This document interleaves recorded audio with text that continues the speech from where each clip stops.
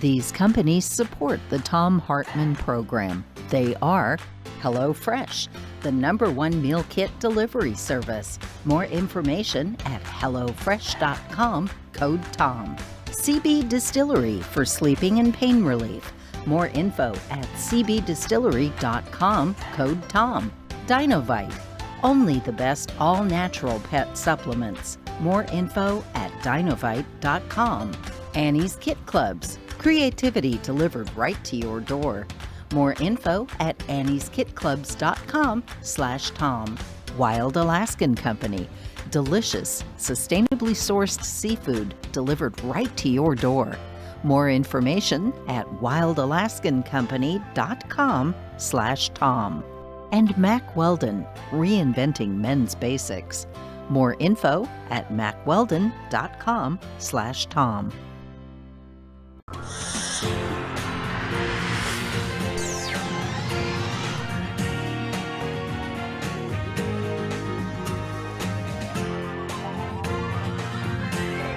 We say fight back!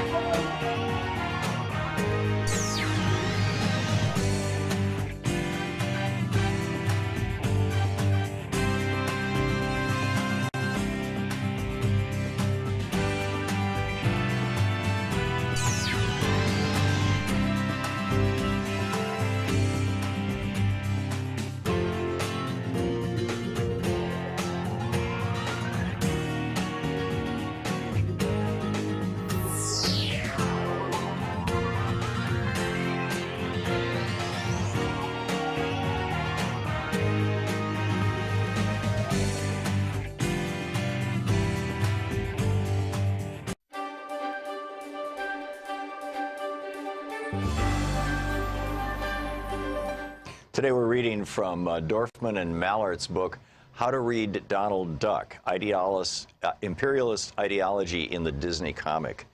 And this is from the preface to the English edition. This book was first published in Spanish. To say that this book was burnt in Chile should not come as a surprise to anyone. Hundreds of books were destroyed and thousands more prohibited and censored. It was written in the middle of 1971, in the middle of the Chilean revolutionary process. Copper had been rescued, the land was being returned to the peasantry, the whole Chilean people were recovering the industries that during the 20th century had been the means of enrichment for Mr. Rockefeller, Grace, Guggenheim, and Morgan. Because this process was intolerable to the United States government and its multinational corporations, it had to be stopped. They organized a plan which at the time was suspected and since has been confirmed by Mr. Kissinger, Ford, and Colby to have been directed and financed by the United States intelligence services. Their objective was to overthrow the constitutional government of Chile. To realize their objective, an invisible blockade was imposed. Credits were denied, spare parts purchased for industrial machinery were not sent, and later the Chilean state bank accounts in the U.S. were blocked, and an embargo preventing the sale of Chilean copper throughout the world was organized. There were, however, two items which were not blocked: planes, tanks, ships, and technical assistance for the Chilean armed forces, and magazines, TV serials, advertising, and public opinion polls for the Chilean mass media, which continued for the most part to be in the hands of a small group which was losing its privileges. To maintain them with those of the U.S., their media prepared the climate for the bourgeois insurrection, which finally materialized some years later on the 11th of September, 1973. Each day, with expert U.S. advice, in each newspaper, each weekly, each monthly magazine, each news dispatch, each movie, and each comic book, their arsenal of psychological warfare was fortified. In the words of General Pinochet, the point was, quote, to conquer the minds, end quote, while in the words of Donald Duck in the magazine Dislandia, published in December 1971, coinciding with the first mass rallies of native fascism, the so-called March of the Empty Pots and Pans, the point was to, quote, restore the king. But the people did not want the restoration of the king, nor of the businessman. The popular Chilean cultural offensive, which accompanied the social and economic liberation, took multiple forms: wall paintings, popular papers, TV programs, motion pictures, theater, songs, literature. In all areas of human activity, with differing degrees of intensity, the people expressed their will. Perhaps the most important arm of this offensive was the work of the state publishing house, Quimantu, a word meaning sunshine of knowledge in the language of the Chilean Machupe Indians. In 2.5 years, it published 5 million books, twice the amount that had been published in all of Chile during the previous 70 years. In addition, it transformed the content of some of the magazines that it inherited from before the popular unity government and created new ones.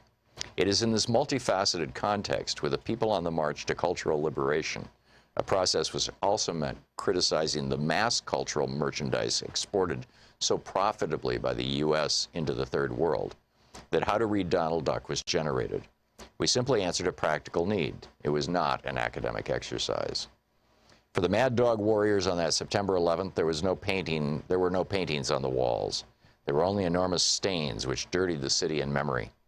They, using the fascist youth brigades, whitewashed all the signing, many-colored walls of the nation. They broke records, murdered singers, destroyed radios and printing presses, imprisoned and executed journalists, so that nothing would be left to remind anybody of anything about the struggle for national liberation. But it was not enough to clean these cultural stains from the street. The most important task was to eliminate all those who bore the stain inside themselves: the fighters, workers, peasants, employees, students, and patriotic soldiers, to eliminate these creators of a new life, to eliminate this new life which grew, and for all that we created. This book, conceived for the Chilean people and our urgent needs, produced in the midst of our struggle, is now being published far from Chile in the uncle land of Disney, behind the barbed wire network of ITT. Mr. Disney, we are returning your duck, feathers plucked and well roasted. Look inside, you can see the handwriting on the wall, our hands still writing on the wall, Donald, to go home. This is written in 1975. And then this from David Kunzel's introduction. The names of the presidents change. That of Disney remains. 46 years after the birth of Mickey Mouse, 8 years after the death of his master, Disney's may be the most widely known North American name in the world. He is arguably the century's most important figure in bourgeois popular culture. He has done more than any single person to disseminate around the world certain myths upon which that culture has thrived, notably that of an innocence supposedly universal, beyond place, beyond time, and beyond criticism. The myth of U.S. political innocence is at last being dismantled, and the reality which it masks lies in significant areas exposed to public view. But the great American dream of cultural innocence still holds a global imagination in thrall. The first major breach into the Disney of this dream was made by Richard Schickel's The Disney Version, The Life, Times, and Commerce of Walt Disney, the book How to Read Donald Duck.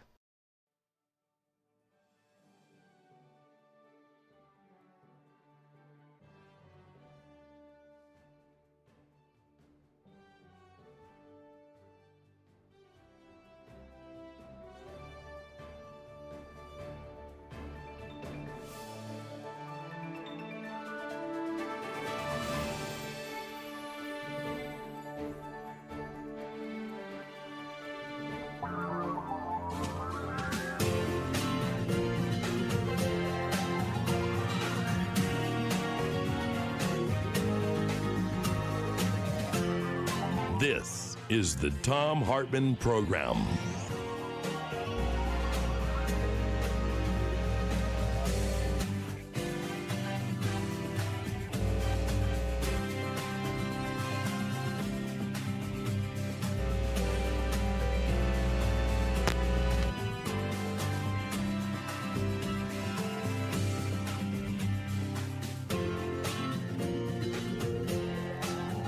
It's lovers of democracy, truth, and justice, believers in peace, freedom, and the American way. Thom Hartmann here with you. And boy, what a day. We've got a geeky science for you, an alert about cancer-causing sunscreens in the third hour. And in the third hour of the program, I want to dig into this question of breaking up America. I mean, there's actually this is an amazing poll. 2 out of 3 Southern Republicans want to secede from the Union. We'll get to that in the third hour of the program. In our second hour, I want to do a deep dive into how America, for about a decade, from after the Civil War until 1876, basically, the election of 1876, for the Tilden Hayes election, where they stabbed in the back the whole idea of racial reconciliation, the ended Reconstruction. America was a multiracial democracy for about a decade, and a little more than a decade, and then that ended until 1965. And I just want to share some thoughts from General Grant about that with you in the second hour. And Professor Richard Wolff will be with us in the second hour. But I want to start with what appears to be the blockbuster news, with a huge caveat. And the blockbuster news is it's being reported by The Guardian, and they're reprinting parts of these documents, that they have received a leak from inside the Kremlin that Donald Trump was basically installed as president of the United States with the help of 3 different Russian spy agencies. Now, the huge caveat, as I said, there would be a caveat on this. The huge caveat on this is it possible that this itself is a Russian disinformation program? In other words, are these forged documents or tampered with documents or something like that were given to The Guardian for some reason? Have the Russians, for example, finally decided, that Donald Trump guy, he's probably more of a liability than an asset? And, perhaps they don't want him talking about his private conversations with President Putin or something like that. I mean, who knows? But the papers, they reference this meeting that happened, and you can read it all at theguardian.com, or .org, as I recall. But you can, in fact, let me just double check that. theguardian.com. Anyhow, the papers that they have suggest that there was this meeting in the Kremlin on the 22nd of January of 2016. Now, keep in mind, that was the election year, but this was 11 months before the election, or 10 and a half months before the election. And what apparent, but it was also like within a few weeks of Donald Trump basically locking up the Republican nomination for president. He didn't have it yet, but he was walking away with it. And I mean, you know, I think it was March is Super Tuesday, so he was still a couple of months away from just completely having this. But this is quoting from Luke Harding, is the author, the principal author of this piece. And he writes, they agreed a Trump White House would help secure Moscow's strategic objectives, among them social turmoil in the U.S. and a weakening of the American president's negotiating position. Which, you know, raises the question, was Trump installed in the United States by Russia? And perhaps a few other countries were in on it too, but yeah, it looks like this was a kind of a standalone project. And did it almost work? The papers seen by The Guardian, Luke Harding writes in The Guardian, seem to represent a serious and highly unusual leak from the Kremlin. He goes on to say, there's no doubt that that meeting in January actually took place. There was an official photo of President Putin there at the time that was released. The papers suggest that, and by the way, the Kremlin now is saying these are forgeries. These are not real. Dmitry Peskov, who is the kind of official spokesman for the Kremlin, said that this was a great pulp fiction. But the report says Trump is, quote, the most promising candidate, end quote, from the Kremlin's point of view. There's a brief psychological assessment of him in which he is described in this report as, quote, impulsive, mentally unstable, and unbalanced individual who suffers from an inferiority complex. And Luke Harding, the author for The Guardian, writes, this is pretty much the way that they would describe something like this. He goes on to say there's also apparent confirmation that the Kremlin possesses compromat, or potentially compromising material. On the future president collected, the document says, from Trump's, quote, earlier non-official visits to Russian Federation territory. It refers to, quote, certain events, end quote, that happened during his trip to Moscow. But and then the paper says it is acutely necessary to use all possible force to facilitate Trump's election to the post of U.S. president. So, you know, this is in The Guardian, which is a credible newspaper. It's based out of the UK. It's the progressive newspaper for the United Kingdom. They have a U.S. edition. It's at the top of Drudge right now, so it's starting to make its way into the way typically that right-wing propaganda travels is it starts out in a more obscure publication, you know, the Daily Caller or something, and then it goes to Drudge, and then from Drudge it goes to the New York Times and the Washington Post, and et cetera. And I haven't seen, now the last time I checked was about an hour ago, I haven't seen the New York Times or the Washington Post pick this up. It was not on NPR this morning. I listened to that as I was walking into work. But I am guessing that at the very least they will soon be reporting that The Guardian is reporting, and that there are questions about the veracity of this. But I'm looking at this and thinking, you know, whether this is a forgery or not, I mean, that was supposed to be in January. It was in April that Russian intelligence services, according to the Mueller report and U.S. intelligence services, that the Russians hacked the DNC and published Hillary Clinton's emails, and, you know, in ways to embarrass her, to harm her as the candidate, that I think you could probably very safely argue helped set up the election of Donald Trump.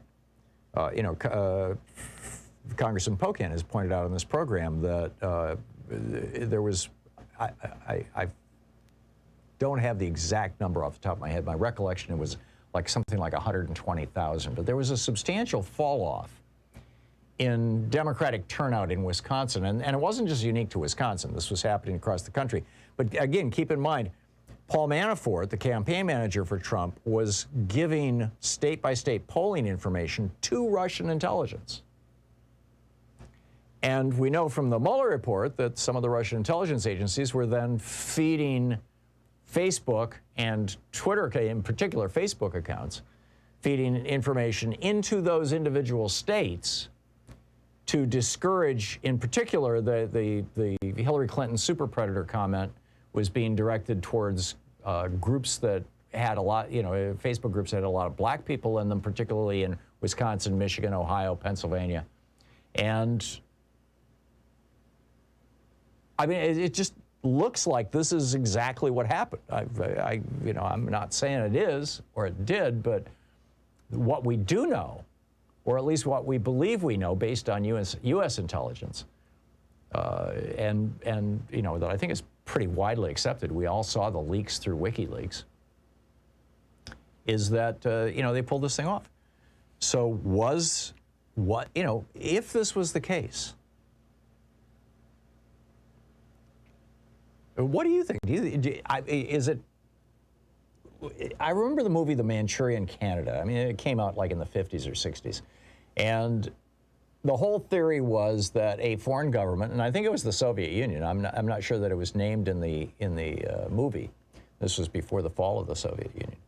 But that a foreign government would install their guy as president of the United States, and then he would set about systematically dismantling and crippling our ability to protect ourselves, essentially, our ability to defend the nation. And just by coincidence, at the same time that this news comes out, there's a new book out suggesting that that's exactly what happened. General Mark Milley, the chairman of the Joint Chiefs of Staff, was basically organizing a mass resignation across the Joint Chiefs of Staff, saying that, if Trump tries to stage a coup, and he was very concerned that that was happening, that he was not going to let that happen.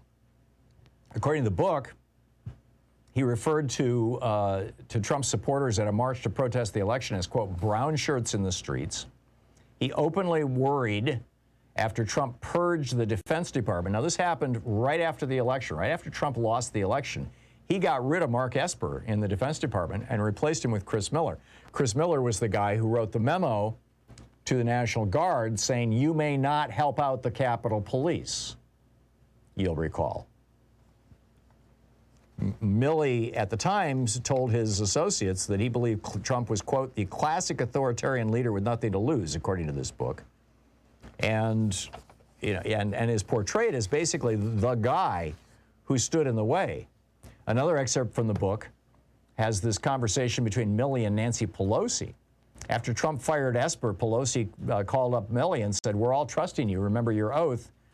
And she was concerned that Trump might even blow off nuclear weapons in a desperate attempt to stay in power. And Milley says, don't worry. I guarantee you these processes are very good. There's not going to be an accidental firing of nuclear weapons. And Pelosi says, how can you guarantee me? And Milley says, ma'am, there's a process. We will only follow legal orders. We will only do things that are legal, ethical, and moral. And then there's a whole story about Liz Cheney and Jim Jordan in here, too. So what's going on? And how successful have they been? This is the Thom Hartmann Program. Are you noticing, for example, among your friends or people that you know or in the media, a lack of shall we say, confidence in America that might be the consequence of this?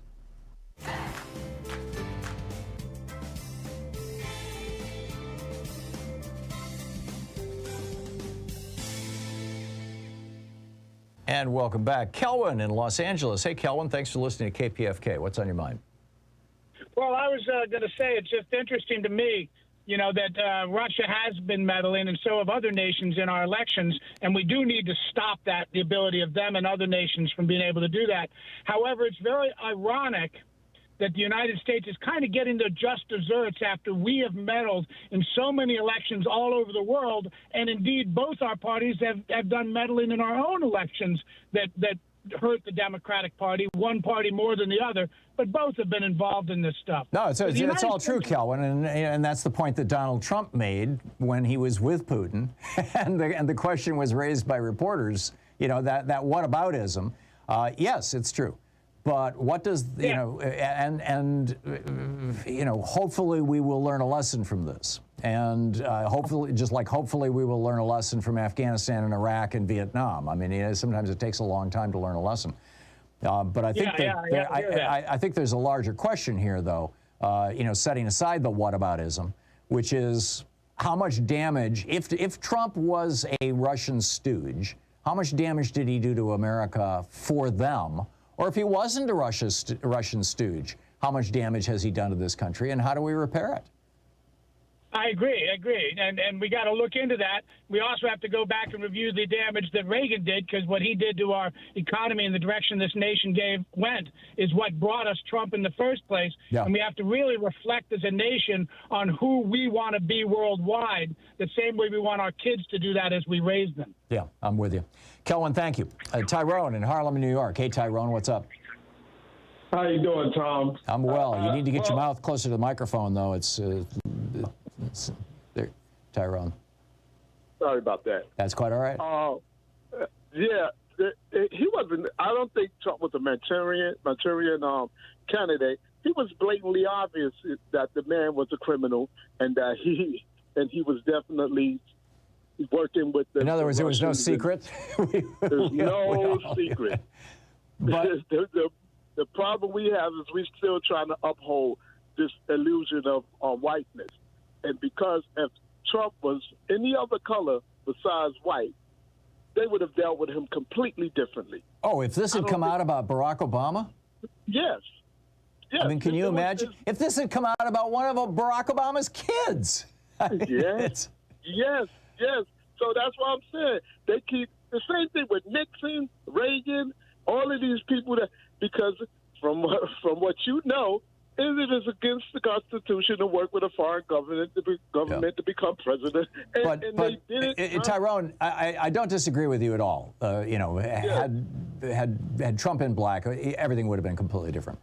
That said, had Trump been a Democrat, I think everything would have been completely different. It would have been slightly different, if you understand what I'm sure you know what I'm talking about. Because you would have both sides working against him a lot harder. Yeah. And both sides was working against Trump at the beginning because, they were primarying against him. And that dossier originated from a supporter of Rubio. So that, and they negate the mention that, and they also. That's right. Yeah, Rubio had originally paid for the Steele document, the Steele dossier. Tyrone, I got to run, but thank you for the call. Amazing. So, how do you think this is going to play out? And what do you think has happened to America as a consequence of it? We'll be right back. I want to tell you about Steve Bannon and his crew talking about trying to take apart America. This time with China? Stick around.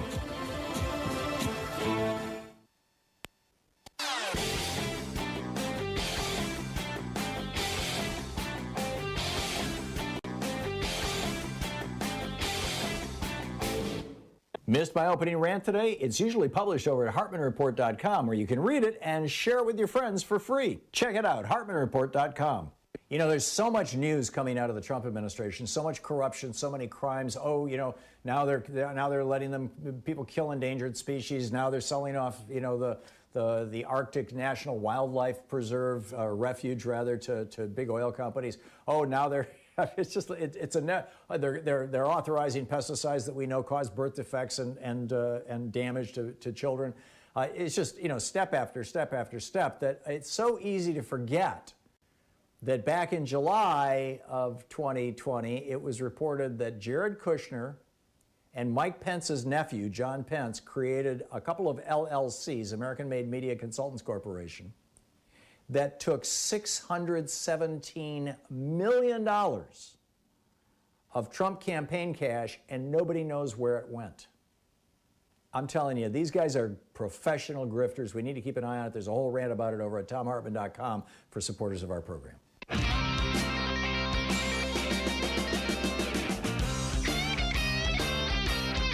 And welcome back. Thom Hartmann here with you. And to this, just to wrap up the Mark Milley thing, I mentioned Liz Cheney.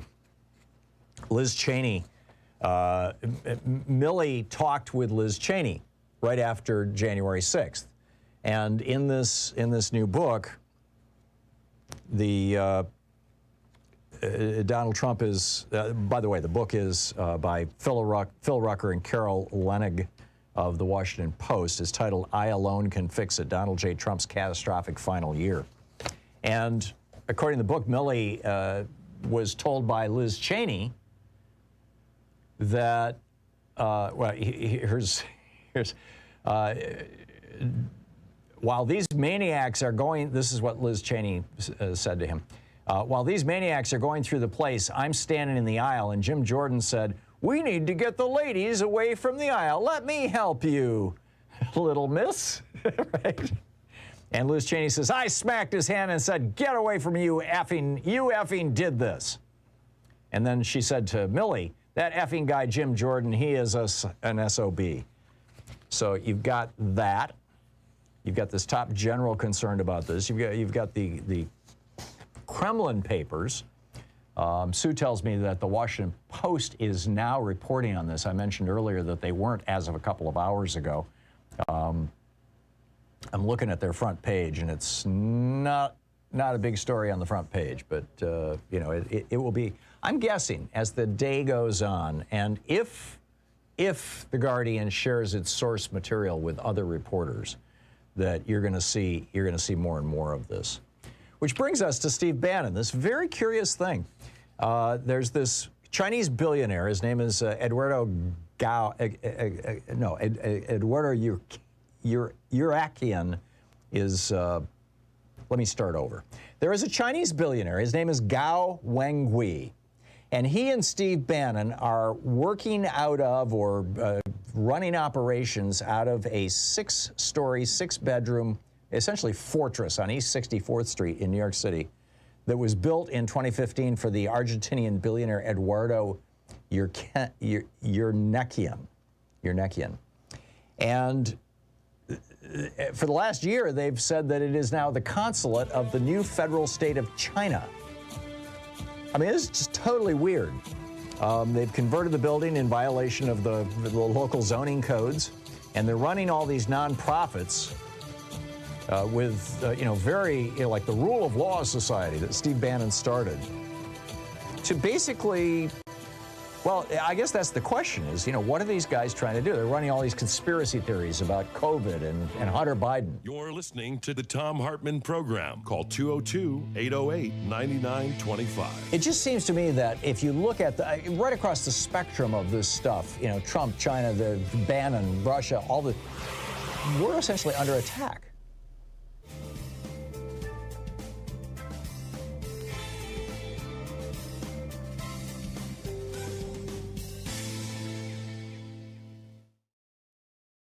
Our book today in the Thom Hartmann Book Club is Common Sense for the 21st Century by Roger Hallam.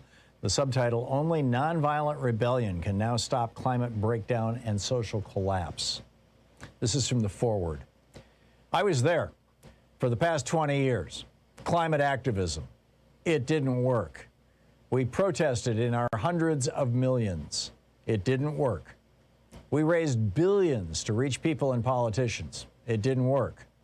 We signed countless online petitions. They didn't work.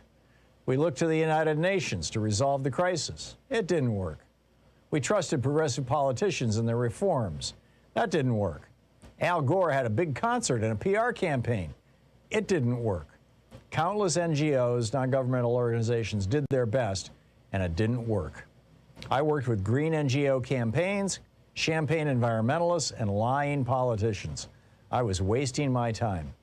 I had a clue back in 2007 that there might be a fundamental flaw with the reformist approach. The problem with the political influence of the industrial billionaires like the Koch brothers and other fossil fuel bosses. It was another warm night in Los Angeles. I was invited to an exclusive event. A Tesla Roadster prototype was going to be shown to press and guests. We took turns riding around the block. I watched in amazement as the Tesla was at the end of the street in the blink of an eye, with barely a sound. I felt like a caveman seeing a television. Incredible.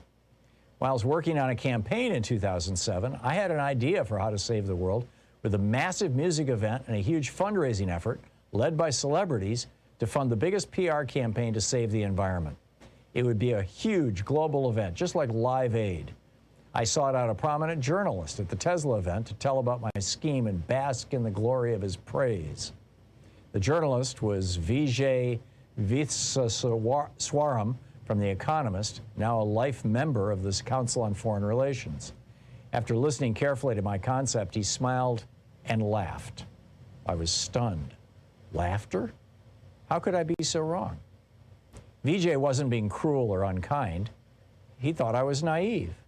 He said, "The fossil fuel industry has enough money to outspend any public relations campaign you might try by 100 times.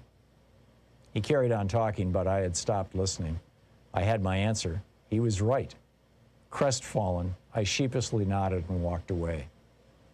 Over the next 12 years, I watched as fossil fuel companies used their vast financial capital to buy political parties, trick NGOs into fruitless schemes like the U.S. Cap and Trade Initiative, sow doubt about climate science in the public discourse, and slow policy reform to a snail's pace. Their strategy worked. As climate skepticism continued to spread, climate change mitigation dropped down voters' priorities. With Trump and Putin in power, it was over.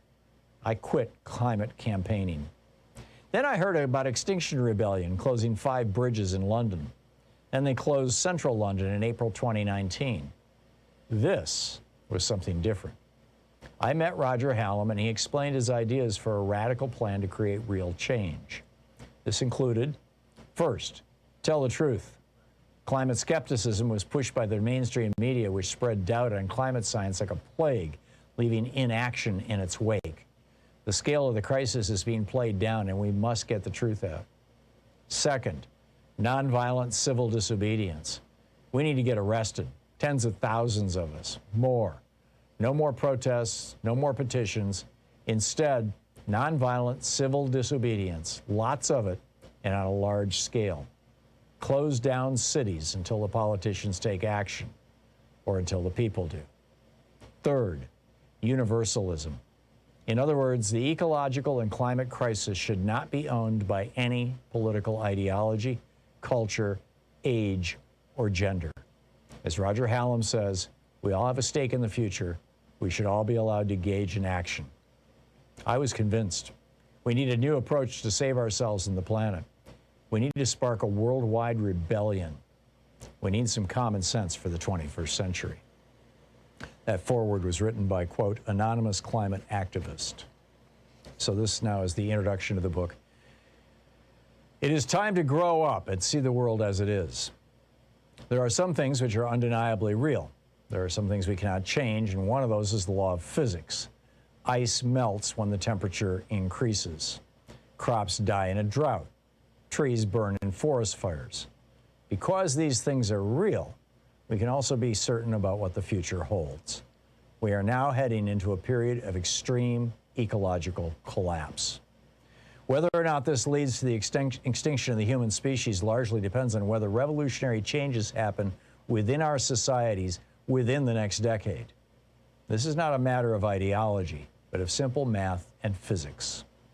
The United Nations has estimated that we need to reduce carbon emissions by half within a decade to have a 50% chance of avoiding a global catastrophe.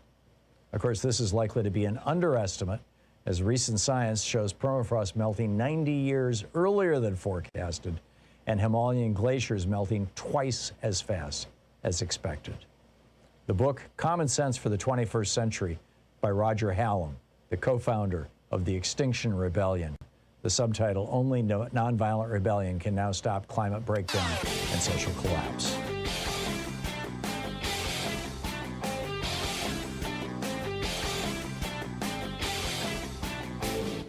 Our 1-hour free podcast recaps our show, and it's available wherever fine podcasts are found. And we have the full 3-hour podcast available over at thomhartmann.com if you want to really support our program. We have a new video up over at thomhartmann.com about conspiracy theories. Abby Richards came up with a kind of a hierarchy of conspiracies, maybe a variation on the old Maslow hierarchy. And it goes from actual conspiracies to maybe this was a conspiracy, maybe not, we have questions, to this is kind of crazy stuff, but who knows, flying saucers, for example, to actual science denial, conspiracy theories that actually serve to promote the interests of a particular industry or wealthy individuals, to the totally crazy stuff, the flat earth, the reptilian overlords and all that kind of thing, conspiracy theories that can do tremendous damage. And, one of those being one of the conspiracy theories that, brought two Republicans into Congress this year. So anyhow, I lay the whole thing out with a new video for our supporters over at thomhartmann.com.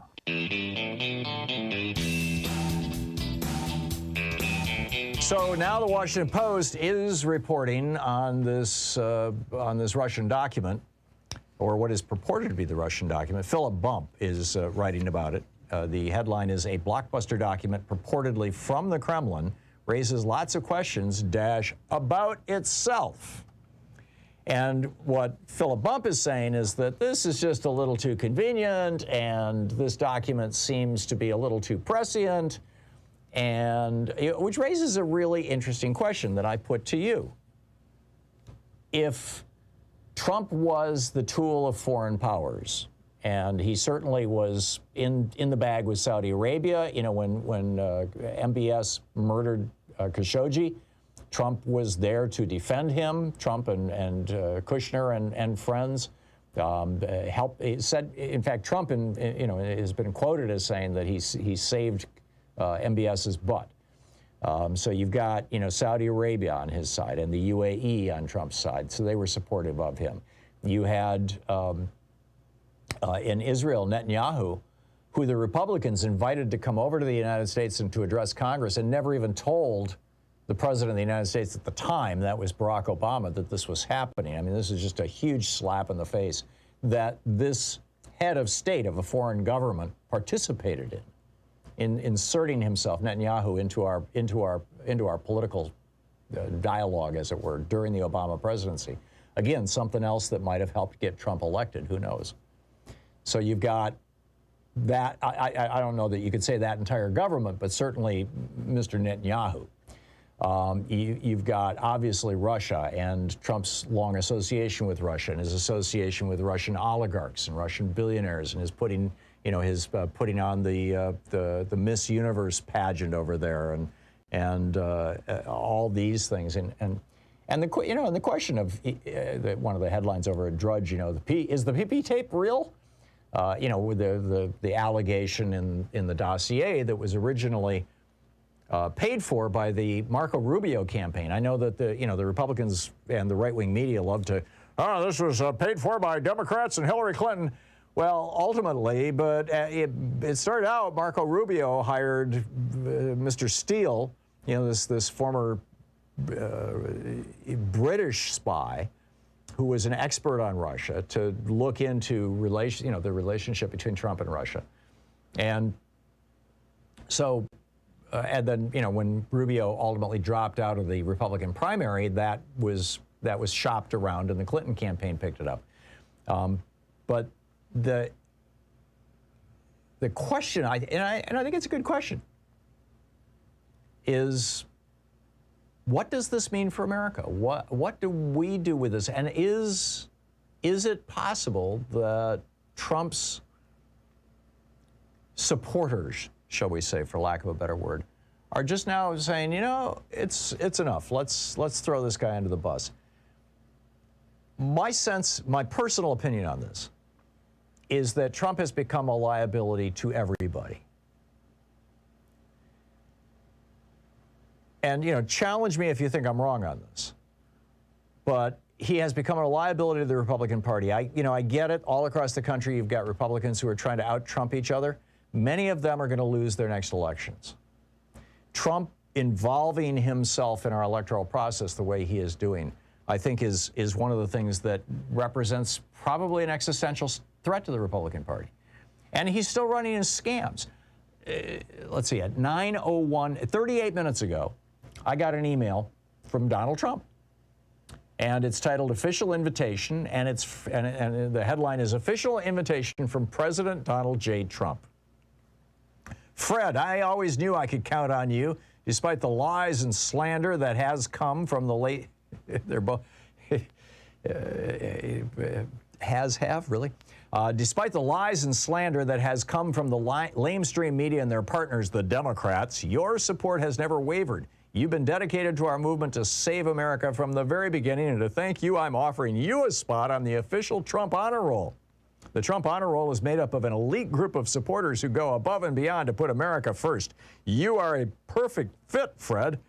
Spots on the Trump Honor Roll don't come around often. I can only save yours until the end of the day before I'm forced to offer it to the next patriot in line. Please contribute $25 or more immediately to claim your spot on the official Trump Honor Roll. And then I click on that, and it takes me to one of these WinRed pages where they have pre-clicked, make this a monthly recurring donate an additional $25 automatically on July 13th. It's just rather pathetic and rather weird, but there it is. So what do you think is going on? Joe in St. Petersburg, Florida, your thoughts? Yes. You know, I just wanted to back you up on something here. You were mentioning about the stuff that came out in the book about Trump replacing people in the government as soon as he lost the election. Right. That's when he stripped the top levels of the Pentagon. Yeah. You know, I myself did not need a book to find that out. You could see in plain light of day what he was doing. First, he puts DeJoy in as the post office head, and DeJoy dismantles the post office. That wasn't an just obvious in time for the election. To sabotage the election. Then, after he loses the election, in spite of all the stuff that he tried, he replaces Esper and all that stuff.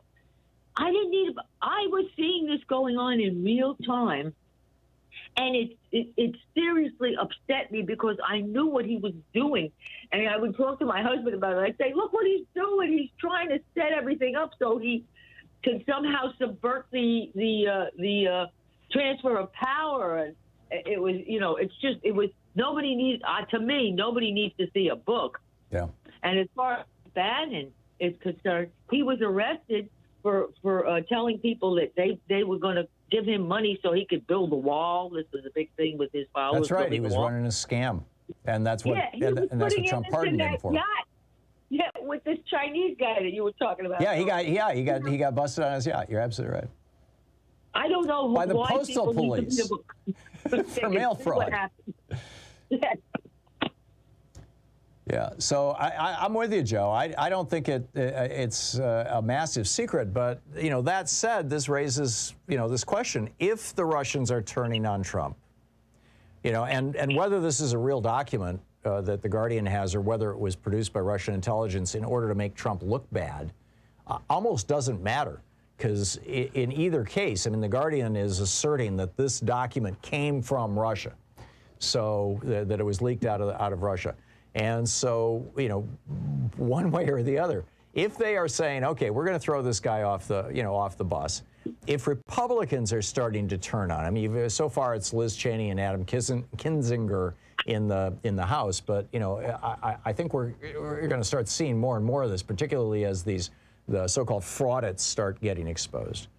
What's next for Trump? I think the guy is toast. I think they're going to be taking him down. Well, we can only hope. Yeah, there you go. Joe, I got to move along, but thank you for the call. Very thoughtful. Doug in Orlando, Florida. Hey, Doug, what's up? Hi. I just have a question about the $3.5 trillion bill.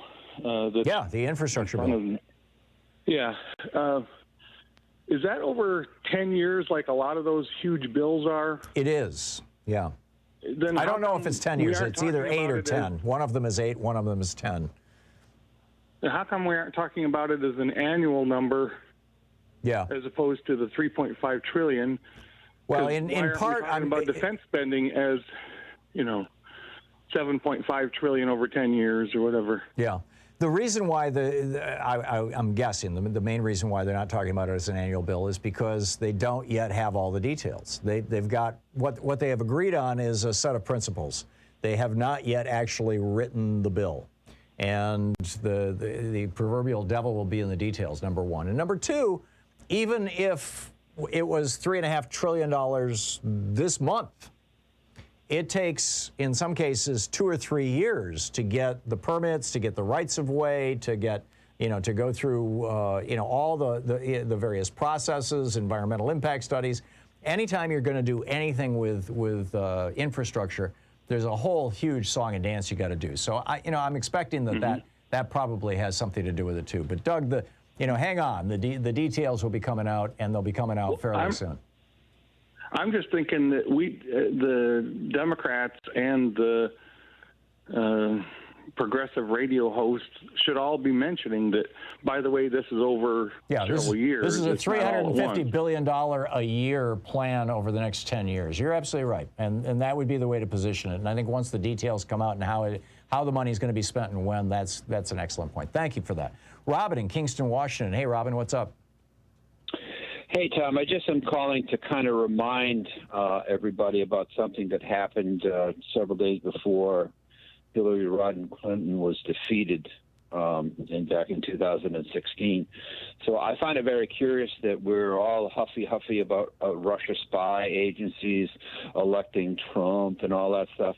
And I'm going to say that James Comey, the FBI director, released a very damaging letter attacking Hillary Clinton's credibility, or at least throwing it into question, 6 days before the election. You're right, and that hurt her by 3 points in the polling.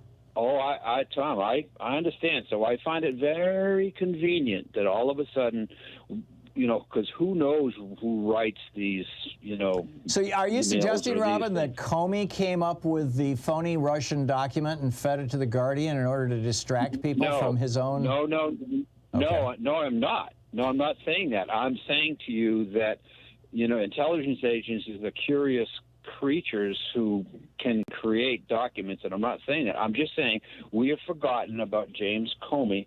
And one point that I would like to bring and just wrap the conversation up is who is the cyber terrorism czar right now? Well, it would be the same person who was the terrorism czar back on 9/11/2001, one Mr. Richard Clark.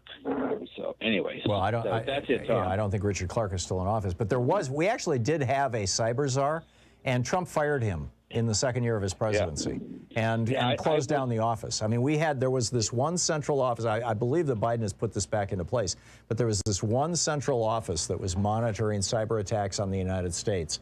And it was during a period of time when we were actually experiencing them from several foreign governments. And Trump closed down that office, which, is, shall we say, concerning. Nicole Perlroth writes about this at some length in her new book. Okay. Yeah. Anyway, Robin, thanks a lot for the call. Yeah, good to talk to you. It is coming up on 48 minutes past the hour here on the Thom Hartmann Program. Picking up more of your calls as we go. What does all this mean? What are we to make of this?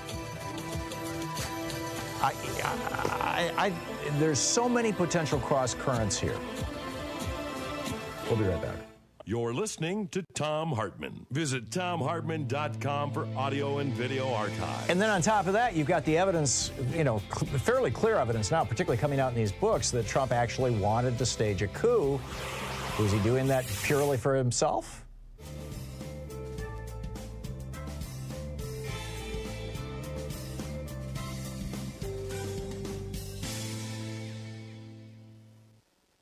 And welcome back. Don in Los Angeles. Hey, Don, what's on your mind today?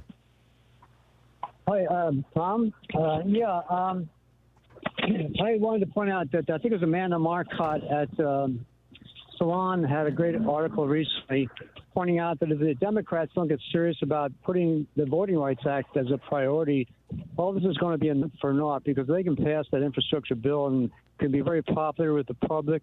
But if the Republicans cheat in the next election, will get their Congress back, and then in 2024 they'll put Trump back in. So I just respectfully disagree with you. I think he's not toast. This guy's very dangerous, and he's still in play out there. Well, I can't disagree with that, Don. I do think he's very dangerous. I don't think there's any chance that he'll. Well, I suppose there is a chance that he could be the nominee in 2024, but I'm skeptical of it. CPAC, I'm sure, loved him. Yeah, but CPAC is a microcosm of a microcosm. You know, it's a subset of a subset. I do think, though, that your point about prioritizing voting rights, and in fact, that's going to be my rant in the next hour, is pretty important. And here's one of the reasons why. Just imagine this scenario. Let's say that this $3.5 trillion bill gets actually passed with all the Democrats. And what that is going to do, if it's a 10-year expenditure, that's going to massively goose the economy for the next 10 years. So then, at the same time, if the voting rights bill doesn't get passed, Republicans take the House or the Senate or both in 2022. In 2024, Republicans take the White House. And now you've got Republican rule, just as, ironically, a Democratic spending policy that the Republicans universally opposed goes into effect that lifts the economy, that makes everybody think, oh, gee, this economy under these Republicans is just great. I think worse than that, they'll just undo everything that was done and take credit for whatever. I mean, they lie about everything. They're not in touch with reality or logic or whatever. They're shameless beyond words. Everything you've been mentioning lately about are they Satanists, or are they a death cult, or this or that, I agree. I mean, it's crazy. They're really going off the deep end. Well, I think at the end of the day, really what it has to do with is money. The entire right-wing infrastructure right now that is being mobilized against our democracy, you know, they started building this in the early 70s, and it was a group of billionaires, right-wing billionaires and right-wing billionaire foundations that put these things together. And they are now calling into question our democracy. They're calling into question our elections. You know, they're sowing the seeds of distrust. They're amplifying the whole critical race theory. I've got the writing newsletter here today. The top, you know, the critical race theory is a hustle. It's the headline in the Wall Street Journal. The Daily Caller, teaching critical race theory devalues college education even further. I mean, it goes on and on from there. They're doing everything they can to tear us apart and pit us against each other. And the reason why they're doing it, or the reason why these right-wing billionaires are funding this, is because they don't want to pay taxes. They want to keep Republicans in power so that they don't have to pay their taxes. I mean, it's like greed driving this entire train. And they're perfectly willing to exploit hate and fear and racism and xenophobia. And I just think it's a terrible tragedy. But Don, your point that Trump is still a potent force, I think that's an important one. I shouldn't dismiss him out of hand. Don, thank you for the call. Thanks for listening to KPFK. It's 52 minutes past the hour. We will be back with your phone calls in just 1 minute. So please stick around. We are just getting started.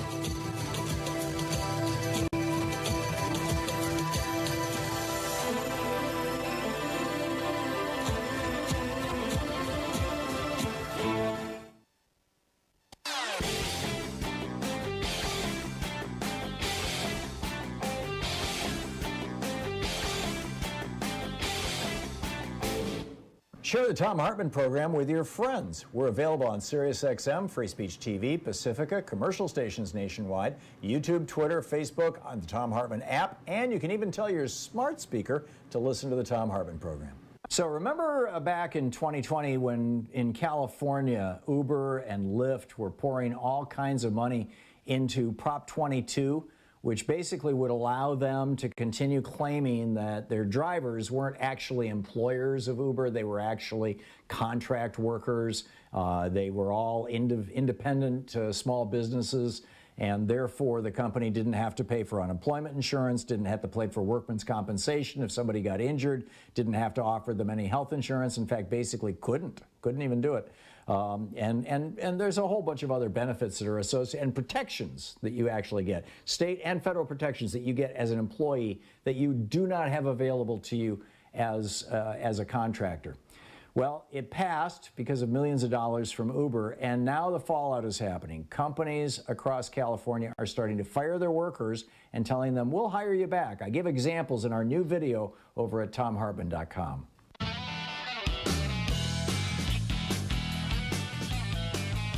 And welcome back. Thom Hartmann here with you and Larry in Los Angeles. Hey, Larry, what's on your mind today? Hi.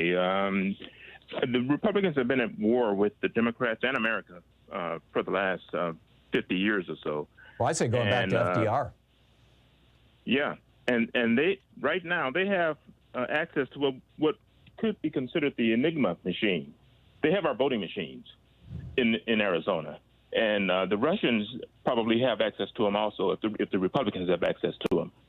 And the Russians have been bombarding people's cell phones with microwaves, trying to hack them.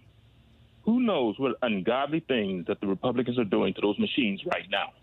Yeah. And I think I don't know about being bombarded with microwaves, but I can tell you about these things called stingrays, these devices that you if you're in the vicinity of one, your phone thinks, and this is no conspiracy theory, you can easily Google it, your phone thinks it is talking to a local cell tower. In fact, it's talking to a box called a stingray device, and the stingray device is connected to a local cell tower, so it's kind of a man in the middle, and it monitors all the traffic that goes through your phone, and many of these devices can access any of the information that's on your phone, including your emails and your contacts and everything else.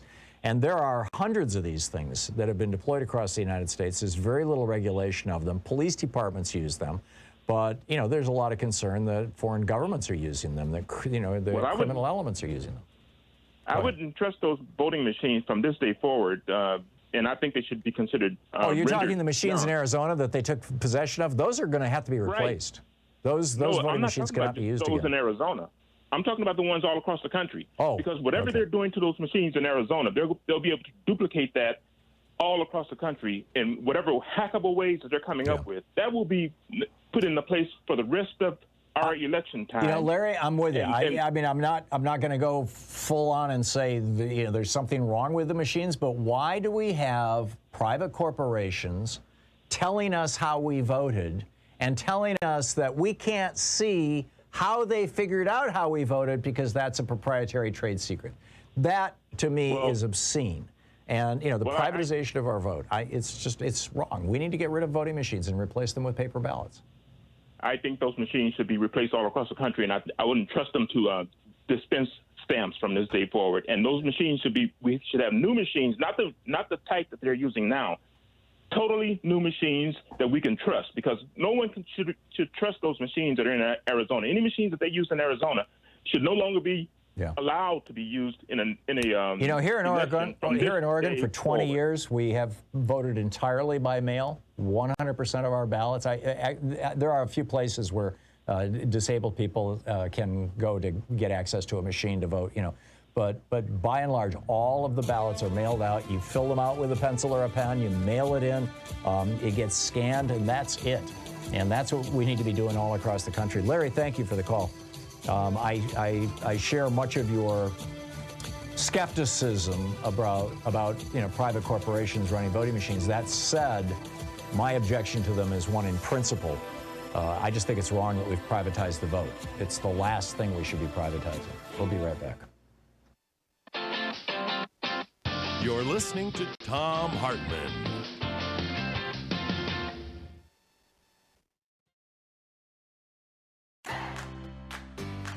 These companies support the Thom Hartmann Program. They are HelloFresh, the #1 meal kit delivery service. More information at HelloFresh.com, code TOM. CB Distillery for sleeping and pain relief. More info at cbdistillery.com, code TOM. Dinovite, only the best all-natural pet supplements. More info at dinovite.com. Annie's Kit Clubs, creativity delivered right to your door.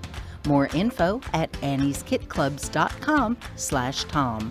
Wild Alaskan Company, delicious, sustainably sourced seafood delivered right to your door. More information at wildalaskancompany.com/Tom. And Mack Weldon, reinventing men's basics. More info at mackweldon.com/Tom.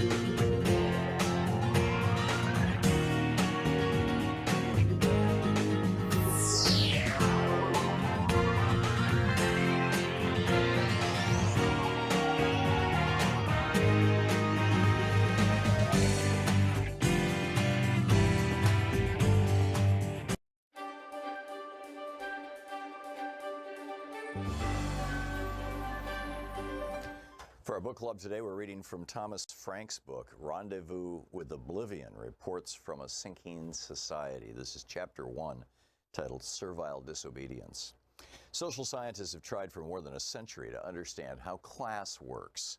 Psychological experiments on the subject, however, are a relatively novel thing, so I was surprised to discover a few years ago that psychologists had published a series of papers on the behavioral aspects of social status, and that their findings were almost uniformly unflattering towards society's winners. In one 2009 study in Psychological Science found that in conversations with strangers, high-status people tend to do more doodling and fidgeting, and also to use fewer engagement cues, looking at the other person, laughing, nodding their heads. A 2010 paper published in the Journal of Personality and Social Psychology found that lower-class individuals, in quote, turned out to be better performers on measures of such pro-social virtues as generosity, charity, and helpfulness. A third study found that those of higher status were noticeably worse at assessing the emotions of others or figuring out what facial expressions mean. All of which is to say the rich are different from you and me. They are more rude and less generous. They don't understand, they don't get what others are thinking, and apparently they don't really care.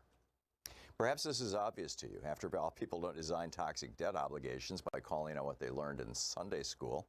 Still, the research aroused media interest. The Christian Science Monitor's 2010 account of one study ended with this quotation from Michael Krauss, then the University of California, San Francisco, who was one of the researchers, quote, "Being empathic is one of the first steps to helping other people. One of the first things we're really interested in is what can make wealthy people, affluent people, the people with the capacity to give, what can make them empathic?" I think I see the urgency of Dr. Krauss's question. After all, we have spent the past several decades doing everything we could to transfer the wealth of the nation into the bank accounts of the affluent to send them victorious, happy, and glorious long to reign over us. Oh, we've cut their taxes, gladly transferring much of the cost of keeping their property safe onto our own shoulders. We've furnished them with special megaphones so that their voices can be heard over the hubbub of the crowd. We've conferred upon them separate and better schools, their very own transportation system, and a full complement of private security guards. We've built an entire culture of courtiers and sycophants to make their every working hour an otherworldly delight. We let them construct a system of bonuses and executive compensation on the theory that it would be good for everyone if the people at the top got to take home much, much more than the rest of us. And when it turned out that the theory was wrong, that in the most famous cases, executives chased bonuses not to the shareholders' benefit, but at their expense, why, we promptly bailed them out. We allowed them to step into the Fed's discount window and fill their pockets. We generously transferred their reckless investments to our balance sheet, and we chastised them with little more than a polite request that they please not do it again. We've done everything we can to lift them up and exalt them as the new Leviathan. The least they can do in return, one feels, is to show a little empathy. Besides, look what we've done with the old Leviathan, the government. For decades, we've attacked it, redirected it, outsourced it, and filled it with incompetence and cronies. Yes, it still works well enough when we need to blow up some small country, but those branches of it designed to help our Americans of lower socioeconomic status, in quotes, as the scientists would put it, are now bare. We need the rich to be nice. We need them to stop doodling, and to pay attention and get generous. Now that the government has divested from the empathy business, we need the rich to discover brotherly love and fast. Come to think of it, wasn't that supposed to be the deal in the first place? The arrangement Andrew Carnegie brokered over a century ago when he made his big career move from Steel King to public library baron? The laissez-faire social contract would grant private business a free hand, but in exchange, those who piled up massive wealth were supposed to extend a magnanimous hand to the rest of us. As Carnegie wrote in his famous 1889 essay, The Gospel of Wealth, we don't need socialism to solve our problems. Philanthropy is the true antidote for the temporary inequality distribution of wealth and reconciliation of the rich and poor, quoting Carnegie. Going further, Carnegie argued that the duty of the man of wealth was, quote, to consider all surplus revenues which come to him simply as trust funds, which he's called upon to administer in the manner which, in his judgment, is best calculated to produce the most beneficial results for the community. The man of wealth thus becoming the mere trustee and agent for his poorer brethren, end quote. That same way of thinking led Carnegie to support the estate tax. Of all forms of taxation, this seems the wisest, he wrote. It was wise because it would, quote, induce the rich man to attend to the administration of wealth during his life. And if he didn't, then the tax would return most of his hoardings to the community from which it came, using Carnegie's words. Vestiges of the Carnegie attitude survive to this day. 2009 study of high net worth individuals by Barclays Wealth confirmed that American philanthropists tend to understand their giving in a context in which the state is either absent or irrelevant. And of course, there are plenty of nice plutocrats who don't fidget or doodle when talking to strangers and who have no problem endowing a ward or a wing in return for a commemorative plaque. The business headlines even occasionally tell of billionaires coming together under the leadership of Warren Buffett and Bill Gates to donate their fortunes to worthy causes. But the billionaires with the strongest sense of class solidarity have a very different plan for their disposable income, activating their lobbyists in Washington, building grassroots movements to march on their behalf, and using their media properties to run experiments on human credulity. Rendezvous with Oblivion is the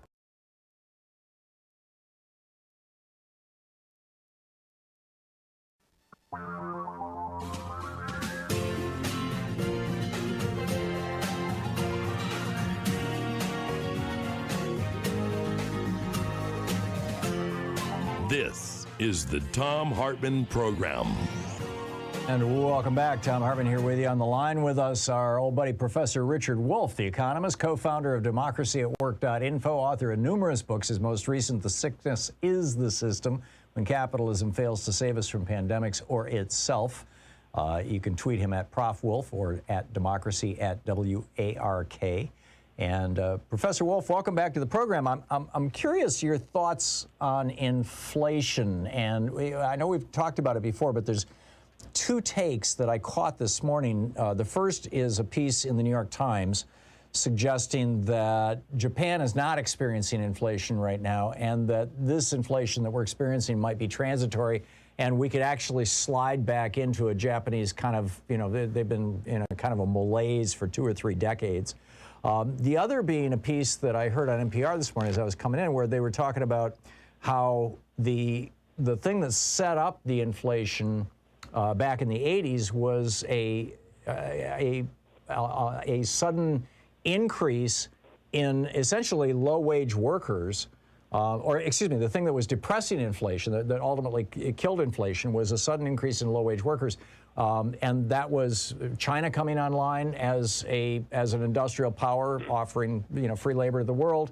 In the United States, second wage earner households, women coming into the workforce in a big way. This was in the late 70s and the 80s, and the boomers, entering the workforce in large numbers in the early 70s, and that those trends are now reversing. I'm curious your thoughts on how does this all fit together? It seems like a jigsaw puzzle to me.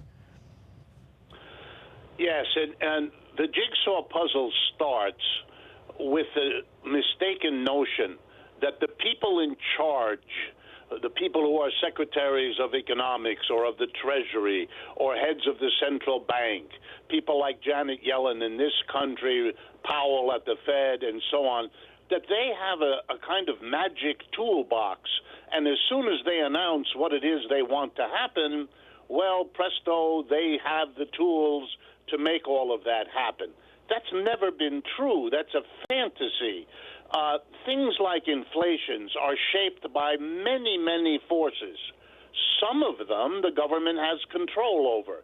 Many of them it does not. So, for example, the story you heard this morning has its grain of truth. You will not have an inflation if suddenly the world has access to highly skilled, well-disciplined industrial workers whose wages are way below what has been the norm for the last 20, 30 years.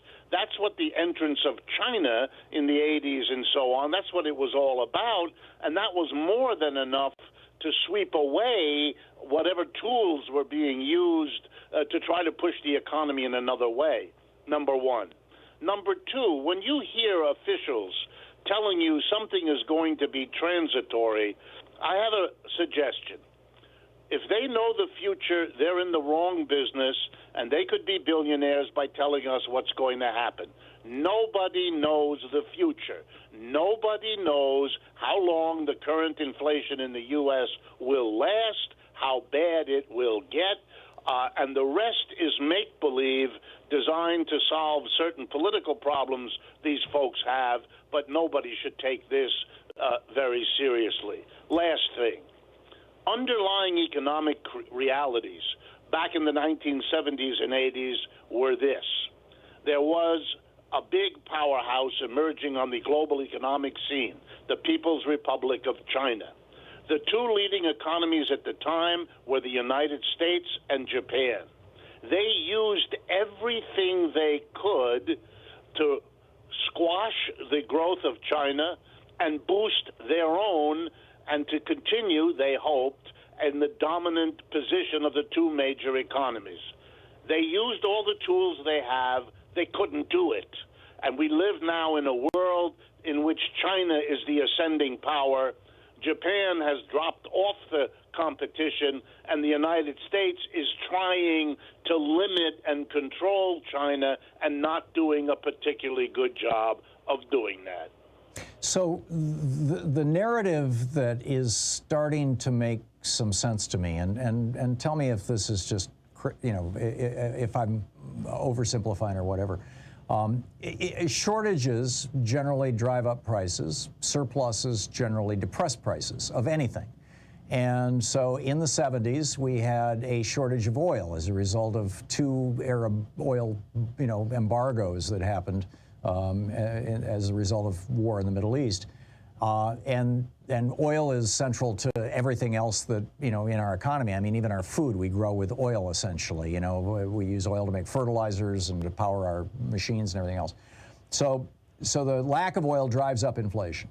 Then what comes online toward the end of the 70s and throughout the 80s is China laborers and the boomer generation. So, you know, a sudden increase in the number of workers available to the world, that drives down the price of labor, which drives down inflation. And now the boomers are aging out of the workplace. China is having trouble getting low-wage workers outside of their, you know, I mean, they're enslaving people to have low-wage workers in, you know, in their eastern provinces.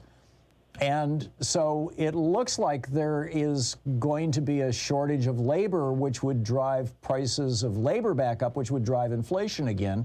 And now we have the OPEC countries getting together and saying, oh, and by the way, we're going to create another oil shortage and drive the price of oil up, because this might be our last chance to squeeze trillions of dollars in profits out of the world before the whole world goes carbon free.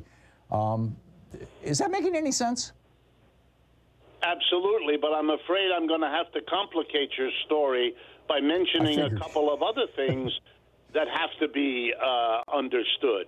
Sure. Most important is the growing inequality. You are shifting wealth, and we've been doing it for 50 years. You're shifting wealth from the mass of people to a very small, super-rich elite. The mass of people cannot pay higher prices, and that puts a damper on corporations who want to charge higher prices. That, too, has to be factored in, particularly here in the United States, which has unfortunately taken the lead in becoming more unequal. And there's nothing happening to really change that, which is why the government has to step in and literally boost consumption, because you're impoverishing your working class. I mean, all of these things are going to determine it, and the rest of it is really lots of BS designed to pump up the notion that the thing is under control. It isn't, and that the people in charge can manage it. The truth is they can't. Right. And we're watching a system unfold and living with it because we don't take the major structural changes that are needed if you're really going to change the system. Yeah, I get all those things, and it makes perfect sense. And so but that then seems to almost play into the Republican talking point, which is basically if the working people of America can't afford to buy the things that they want to buy, and thus, you know, don't drive up prices with demand, and then the government comes in and says, here, we're going to give you $300 a month for having kids, or here, we're going to have, you know, we're going to give you a stimulus, or hey, we're going to build bridges and $3 trillion. Suddenly workers are making more money. There's a lot more money sloshing around. There's more demand. That drives demand for goods. That drives inflation. You know, according to Republican theology, that's a bad thing. But then the flip side of that, and this is where I get confused, is, you know, this article by Ben Dooley in today's New York Times where he says you have to have a certain level of inflation, that a certain level of inflation is important. It's a good thing that Japan has suffered for 20 years, 30 years because of an absolute lack of inflation there. So can you, make sense of all that? Yes, inflation has to go up a little, not a lot, a little, because think of it, it's like oil greasing the wheels.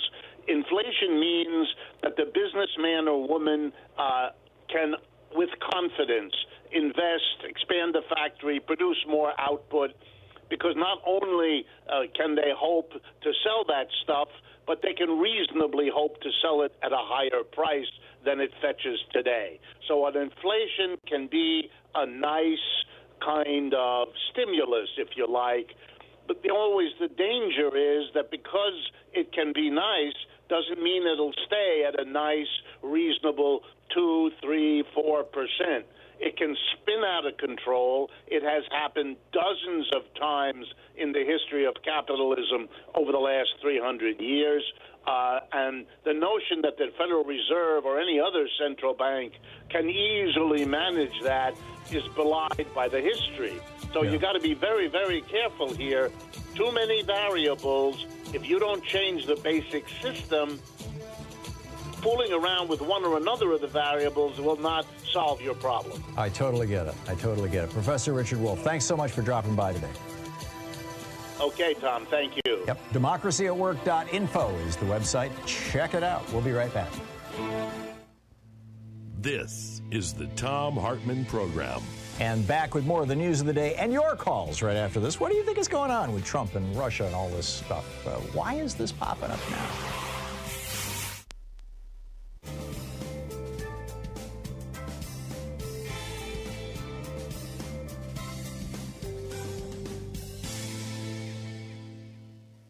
And welcome back. Ethan in Portland. Hey, Ethan, thanks for listening to X-Ray FM. What's up? Hi. Well, I'm very concerned about the voting machine problem. Votes should be cast in private and counted in public, and there's nothing public about the inside of a computer. Even the Oregon votes are tallied by machines, to which we, I believe, do not have access to the code. And in other states, the situation is worse. The only defense is auditing. We need universal auditing, and there's a method of auditing now available called risk-limiting auditing, which is widely used in Colorado. It's authorized for use by counties in Oregon, and that used at minimal cost. It gives you a minimal number of ballots that you have to count. That's where you do random sampling, right? Well, yeah, it needs to be randomly selected, but it gives you a preset level of confidence that the conclusion reached was correct as reported. Yeah. And we need to do that, and I think even in Oregon.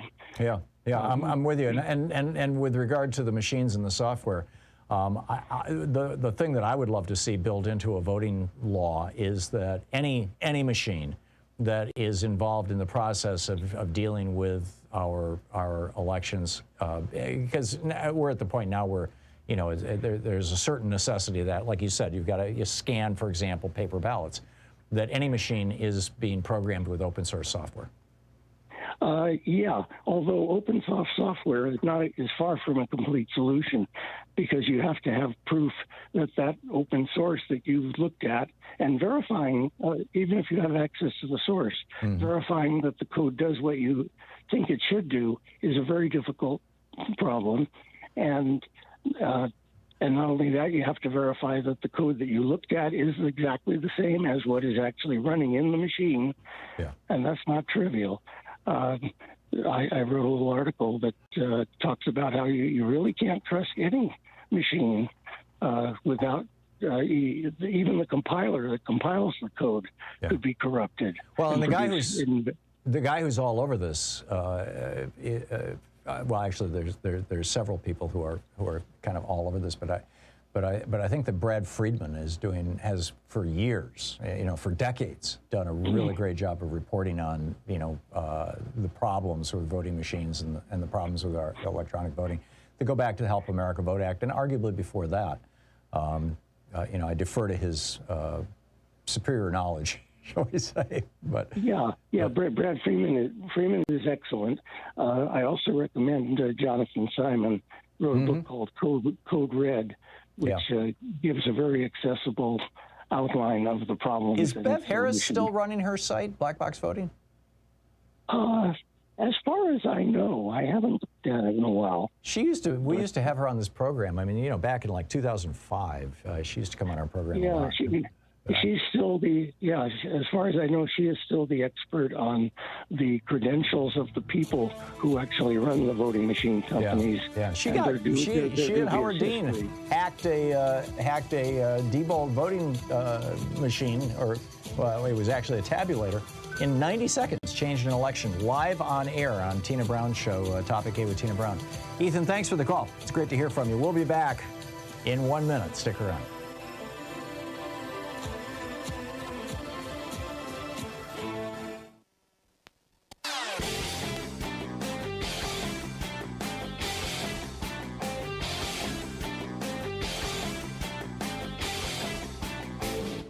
Change starts with you. You can be calling your Democratic or Republican representatives to let them know what you think by calling 202-224-3121. It's the Capitol switchboard. It'll get you right through to them. Gretchen Reynolds over at the New York Times has been compiling for the last year or so, maybe a little longer, but I've been noticing it for the last year, some just remarkable statistics and information coming out of peer-reviewed scientific journals about the benefits of very, very small, short amounts of exercise on the quality of life and the lifespan, the ability to survive disease of all of us. Frankly, some of the studies were on younger people. A lot of the studies were on people over 50.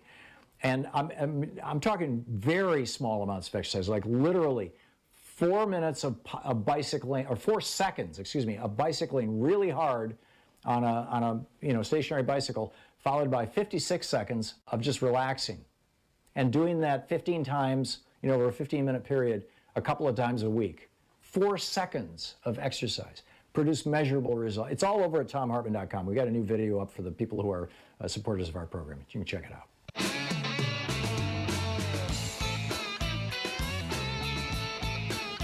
And welcome back. Thom Hartmann here with you. And also, I wanted to get into this piece that I published this morning about Ulysses S. Grant. And just, kind of follow along with me here. Prior to 1965,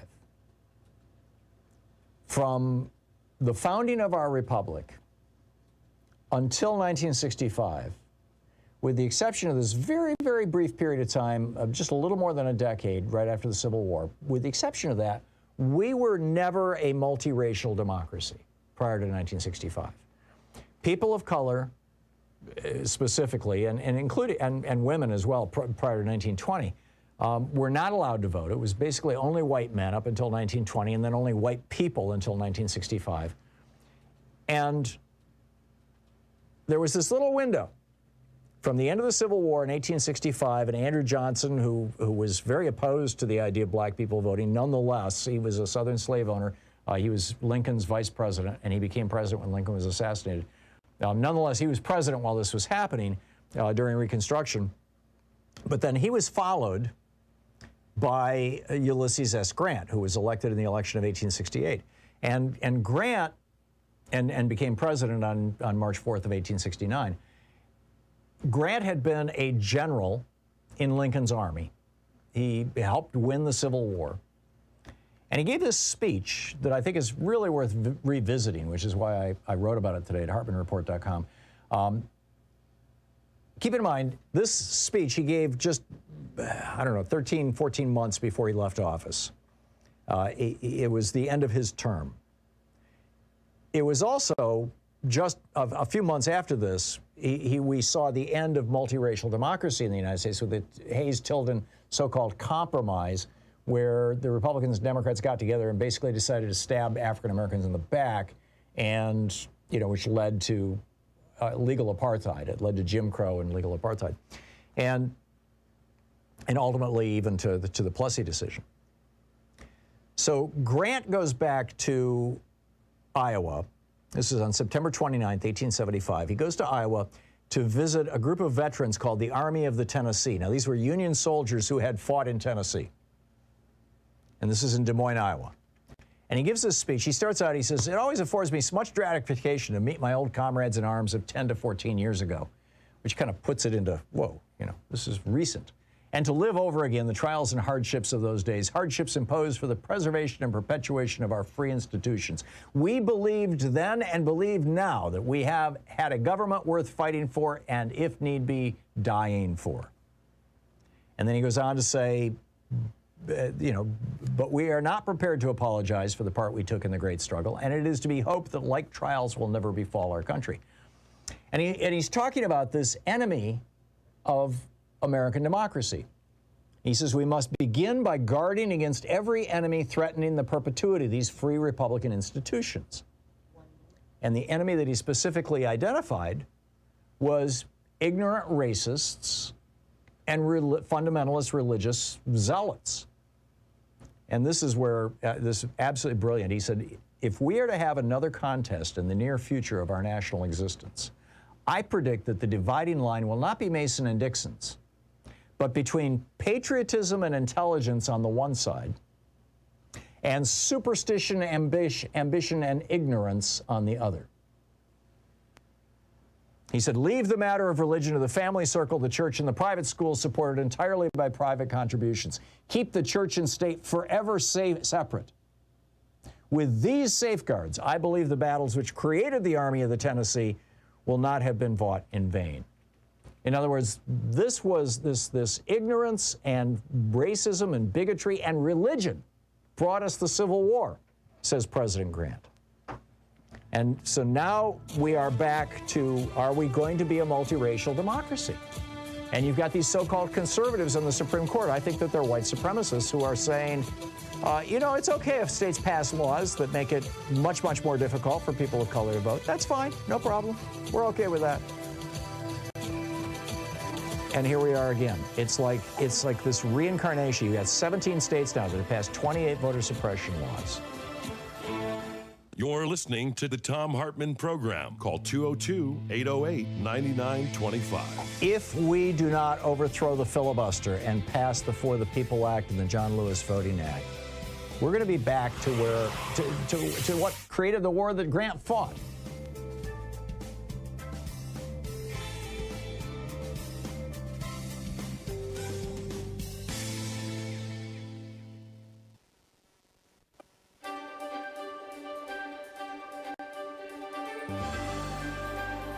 Welcome to Thom Hartmann. Right? 3. It's the Thom Hartmann University Book Club. Today we're reading from Minority Leader, How to Lead from the Outside and Make Real Change by Stacey Abrams. This is from Chapter 1, although the introduction is fascinating too, where she talks about, Rhodes scholarships and stuff, but this is Chapter 1. I sit in a living room, a cozy space, warm in the early summer. I'm perched on the edge of a sofa next to Valerie, the home's owner, a lovely black woman in her late 40s. Across from us, seated close together on a wide settee meant for one, are her 2 children, a son and a daughter. Politicians rarely visit their streets, which are nestled in a poorer community in South Georgia.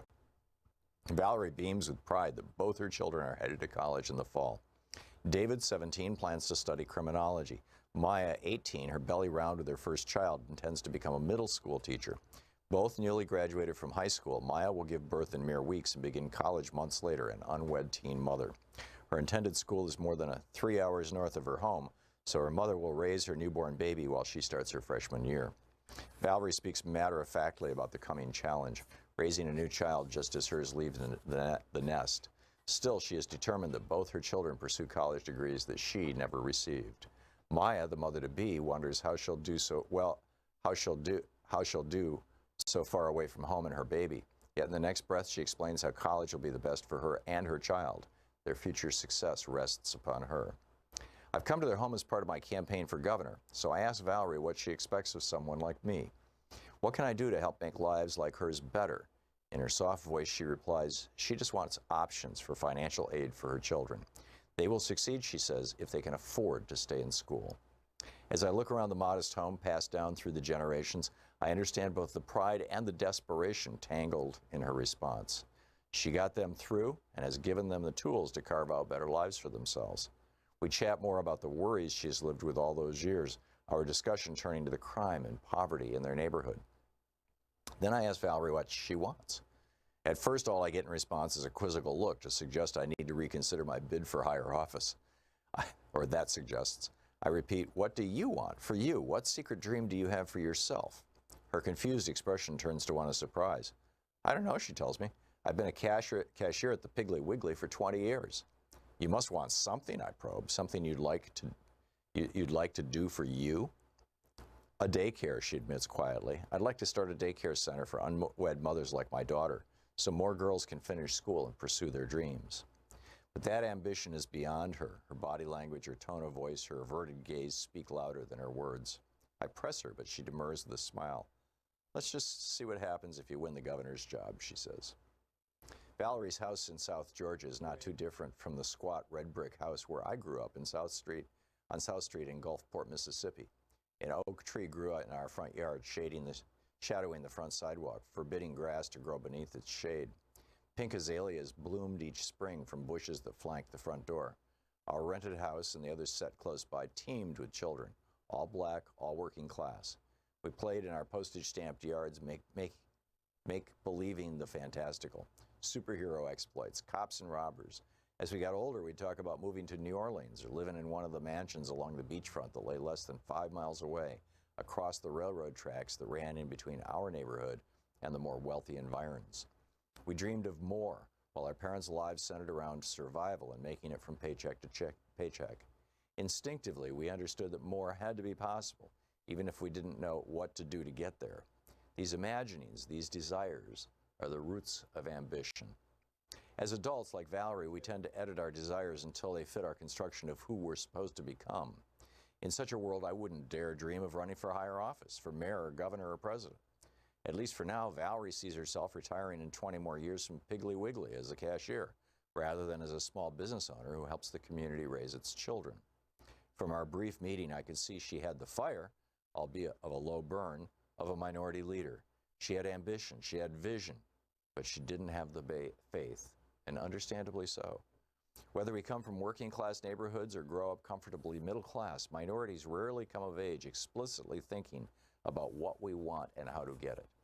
People already in power almost never have to think about whether they belong in the room, much less if they would be listened to once outside. These men, and they are usually men and typically white, do not have to grapple with low expectations based on gender or race or class. Ambition for them begins with reminiscences of old times and older friendships or newer alliances. The ends have already been decided. Only the means are to be discussed. Most potential minority leaders feel the same lack of faith Valerie had, at least at some point in their evolution. We may not know how to get the first job, let alone make it to the big chair. We don't know how to take the leap from accepting our fates to actually changing them, and not just a little, but radically. Then there are those who simply don't know what they want.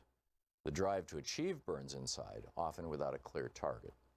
We want to be something, but what that is remains hazy. Often we cannot articulate our goals because they lie just beyond the reach of who we're supposed to be.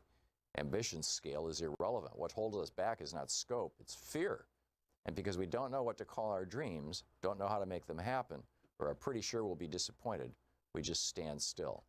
We become a minority, but becoming a minority leader demands that we embrace ambition.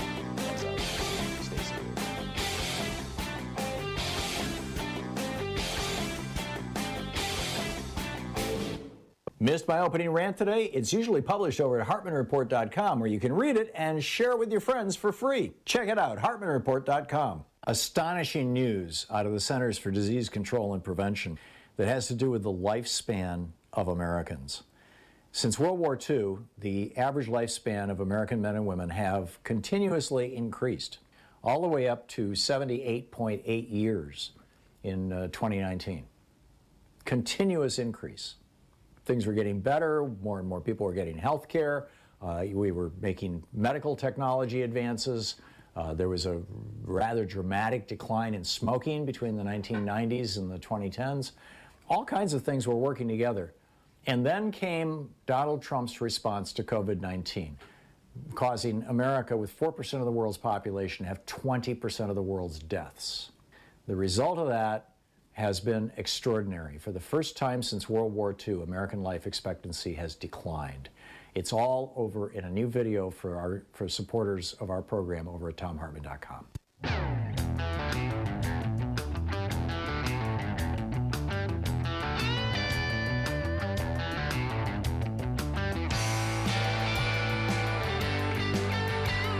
And welcome back. Thom Hartmann here with you, and a lot on the table here. And let's get into it. Let's see here. David in North Miami Beach, Florida. Hey, David, what's on your mind today? Hey, y'all. Professor, David, your phone just went away. David just vanished. I'm going to put David on hold here. He's on line 2, Joyce, if you want to check it out, see what's going on. Norma in Montgomery, Alabama. Hey, Norman, what's on your mind today? Voting. Voting. Okay, go for it. Well, you know where Georgia passed this legislation that their Secretary of State is no longer going to be the referee of an election. Right. That now the GOP is going to do that. Right. Well, for those of who don't understand this, I got to thinking about it. It's like, let's say your team goes to Georgia to play the University of Georgia, and you discover there are no longer going to be any referees, that the home team coach is going to make all of the decisions. Yeah, you have a choice. You can forfeit or you can play and lose. So what you have now in Georgia is essentially a dictatorship, because if the Republicans lose a seat in anything, they can say it's a fraudulent vote, a bad election, and they can put their own person in. Right. That's exactly what this is. It's a dictatorship in Georgia. And when you've seen this, when we've seen this happen in other countries, very often what happens is the people just either boycott the election. They either try to massively show up or they boycott the election. But in both cases, what they're doing is they're protesting the fact that the election has been rigged. How do you expect that's going to play out in Georgia, Norma? And what's happening in Alabama? Well, right now there are 4 people who have signed up on the ballot to run for Richard Shelby's seat, and most of them, those are all the Republicans. We don't have anybody yet standing up to run on the Democratic side, and we're hoping Doug Jones would do that. But here they're passing laws that, you have to have a picture ID, which I really don't object to myself, because you need to, as far as I'm concerned, if you're a citizen, you're 18 and you have an ID, you should be allowed to vote for any election that you are eligible to vote in. Yeah. And, they're trying to make it harder. They don't want people voting on Sunday. They don't want ballot boxes everywhere. They don't want to extend the hours. They're going to, they're talking about matching your original signature on your application to vote. Okay, well, when I signed up back in the 60s, does my signature as an elderly woman match that signature, particularly since I have Dupuytren's and have hand problems? Am I going to, as a white woman here in the South, am I going to be told your signature doesn't match? Are they going to want to see? And the whole ID thing hits women, actually, harder than anybody else, because they have to go find their birth certificate. Not just, for a man, you just bring your birth certificate. For a woman, your birth certificate's got a different name. If you've been married, for most women, your birth certificate has a different name than your driver's license does. And then you've got to find your marriage certificate. If you're born on an army base somewhere else. Right, right. Yeah, and trying to figure out the base does not exist anymore. So, because, they closed a lot of bases. Yeah. So where do I go to get a new copy of my birth certificate? I have 5 originals from where I was born on an Army base. But are they going to say, well, this doesn't look like an Alabama birth certificate? I said, well, I wasn't born here, Yeah. And then, too, do I have to go find a piece of paper that states that I was married and divorced and now I'm using my original name? And they're going, oh, well. Yeah. Well, and then the one thing you haven't mentioned, Norma, that I think is actually the elephant in the room is the legal ability to target individual voters and remove them from the voting rolls under the rubric of cleaning the voting rolls. these yeah. purges. And you see, also here, they decided they could not afford to keep all of the probate offices open. Here, if you want a driver's license, you have to go to probate to renew it. Mm-hmm. Okay, so they raised the fee. It used to cost $25, now it's $45. Yeah. And 2 years, you've got to have the gold star on it if you want to drive, go anywhere on a plane. Yeah. How many people can afford to go every time they move? Like the people across the street. The guy said, "Oh, well, I don't want you renting my house anymore." He's from China because they have a dog. Okay, all right. Now they've got to go update their driver's license when they move before they can vote again next year. Right. Yeah. It's insanely complicated, and that's the whole point. I mean, in every other country in the world, it's very or democracy. How many more states are going to do this? Say that like say if Arizona decides that the Republicans will decide who won. Mm-hmm. Yeah. Okay. Tennessee or Kentucky or Michigan or Washington. Wisconsin, we're going to decide now who won, and you can't do anything about it. Yeah, no, I get it. Norma, I've got to move along, but thank you. Thank you for raising some really important issues, and voting really is a key. I'm with you. Sandra in Omaha, Nebraska. Hey, Sandra, what's on your mind? Well, earlier you had mentioned that there are Republicans who are threatening to secede, and the first thing that popped into my mind is that a spouse never threatens divorce unless they know for sure what the response is going to be, because the other side may say, don't let the door hit you on the way out, like FDR did. Right. And, I will and miss they may my be friends. more than happy because they could shed themselves of all of those red states, of all of the money that the federal government does to support people in those red states, because those red states won't do anything to help their own citizens. They might say, all those military bases, we'll just move those elsewhere. Because we want people that are not traitors on our military bases. It could also mean you could make some corrections to the Constitution, because it certainly needs some updating. And, well, what better time to do it than when you've just shed yourself of the Confederate States? That's an interesting thought. I want to do a deeper dive on that in the next hour, but thank you for seeding the ground for us, Sandra. Sure. It's a great collection of thoughts on that. Thank you. Mike in Chicago. Hey, Mike, what's up? Hey, I just wanted to pick up where you were talking about with Ulysses S. Grant and Reconstruction. I thought it was interesting. And to me, the biggest problem with Reconstruction was that Andrew Johnson kind of killed it in the cradle. So by the time Grant gets into office, it's like 4 years after, the Civil War has ended. And so at that point, he starts putting in federal troops in order to help black people vote and make sure that it happens.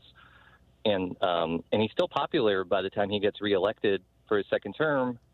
But during the second term, there's a big depression. The Republicans suffer a big loss in the Congress, and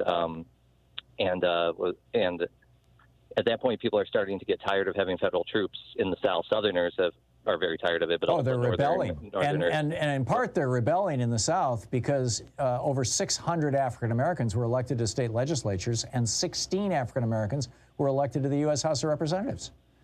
That's right. And so it makes me wonder sometimes, I definitely don't want a federal troop presence in the United States, but I do wonder how far are we willing to go in order to protect these rights, and does that mean Greg Abbott is going to pull out his National Guard to go protect his new state laws or something? I don't know. I don't know how to feel about it, about how far. Yeah, it's a fascinating question. I think the really straightforward process, we have to recognize, first of all, that our Supreme Court has gutted the Voting Rights Act. We just need to be right up front about that. When John Roberts 10 years ago said there's no more racism in America and a black president is the proof of it, and used that to gut, I believe it was Section 5 of the Voting Rights Act. And then most recently, they just gutted Sections 4 and 2. That's an assault on the idea of a multiracial democracy coming from, a white conservative. And I think the existential question, the existential crisis that this country is facing, particularly given that within a decade or so we will no longer be a majority white country, is are we going to function as a multiracial democracy, or is this leftover Confederacy group, this rump Confederacy, Are they going to continue to try to maintain, America as a white ethno-state? And certainly this is happening in individual states. I mean, that's been going on for a long, long time, and it's continuing to go on, and they're picking this up. And the only solution I can see to it is Congress. And Congress can't do anything. I mean, and the House of Representatives has already passed, both the John Lewis Voting Rights Act and the For the People Act, but both of them are being filibustered by Republicans in the Senate right now. I would say, and I would call them that, quite openly, white supremacist Republicans who don't want people of color to vote. And I just don't think it's sustainable. I don't know where it's going to go, but I don't think it's sustainable. And I think that they've got to bust the filibuster and get this stuff passed while they have the ability, because, it's not going to last long. Mike, I got to run, but you raised some really, really important questions. Thank you for it. It's 45 minutes past the hour. It's the Thom Hartmann Program, fair and only slightly unbalanced.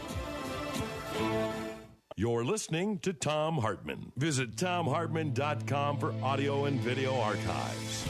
Back with your calls in just a moment. It's Talk Media for the rest of us.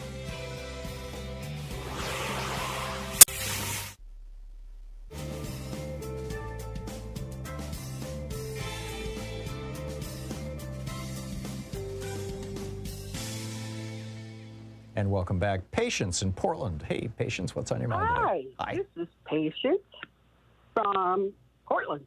Mm-hmm. And I wanted to call you, but today I got through. And one of the things, actually there's two things, and they're kind of related. One of the things I was going to ask you was, seems how you're much more knowledgeable about politics and history and other things than I am, and more well-read. I wanted to ask you, what do you think the likelihood that democracy, as it was before Trump, considering it wasn't completely great then, will survive this right-wing Republican deluge of lies and cheating and trying to break us up? And I think we're on the knife's edge right now, Patience. I think there's a very good chance that, first of all, over the last 30, 40 years, we have moved from being an imperfect democracy to being an imperfect oligarchy. Our political system, as a result of a series of Supreme Court decisions, has been taken over by big money. So there's that problem. And then now we've got all these Republican-controlled states that are controlled by these white billionaire oligarchs who are trying to do everything they can to prevent the multiracial coalition that has become the Democratic Party from achieving political power in their states. And they're doing a very good job of it. And if this isn't challenged at the federal level with something like the For the People Act or the John Lewis Voting Rights Act, I am very concerned for the future of American democracy. I've been concerned for a very long time. I was born in 1950, and I watched all of this stuff go on, demonstrated when I thought it was important enough, and I watched our civic, our customs, our politics, our church, and all of that devolve. Yeah, we have our democracy has been under assault for most of our lives, Patience. Patience, I got to move along, but thank you for the call. Alfredo in Mountain View, California. Hey, Alfredo, what's up? Hey, Tom, thank you for taking my call. Two quick comments. One is, you know how the right-wingers have this theme of stop the steal signs. Okay, I will propose to have a sign that says stop the lie. Yeah, that's a good one. Yeah. Well, my question is this: by looking at the behavior of the GOP and the Republicans, they're behaving exactly, all of them, like Trump behaves. And my guess is that Trump is behind everything that is going on right now, as far as suppressing the vote in all these states and passing all these laws of suppression. What do you think about that? I mean, he's behind all of this. Thank you. I don't think he's behind it so much, Alfredo, as he's riding the wave, because the voter suppression efforts really started back in the they've been a part of the American fabric forever. But the Republican Party's modern era of voter suppression efforts really started in the 1960s. And you know, Trump is just riding the wave, I guess would be the way that I would say it. There's a much larger issue here, and that is this massive right-wing infrastructure, very, very well-funded infrastructure that, you know, really does not want a multiracial democracy in America. We'll be right back.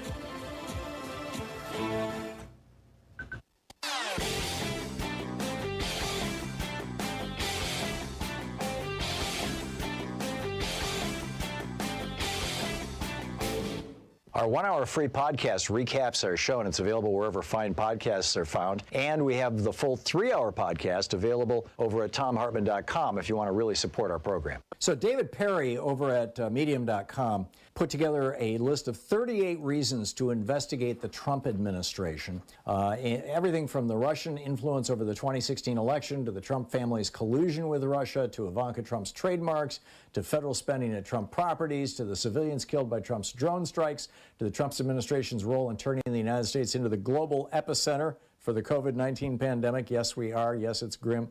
Their decision to sideline the CDC, politicizing mask wearing just to try to get himself reelected, the number of people who died because the White House kept PPE from blue states, from Democratic-led states, the contents of the Trump documents that Trump refused to release to the House Judiciary Committee and other committees, all the people who wouldn't speak at all, ignoring subpoenas, violations of the Hatch Act, the deportation of COVID-positive immigrant families, illegal altering of records. Anyhow, there's a whole list. It's over at thomhartmann.com. Check it out.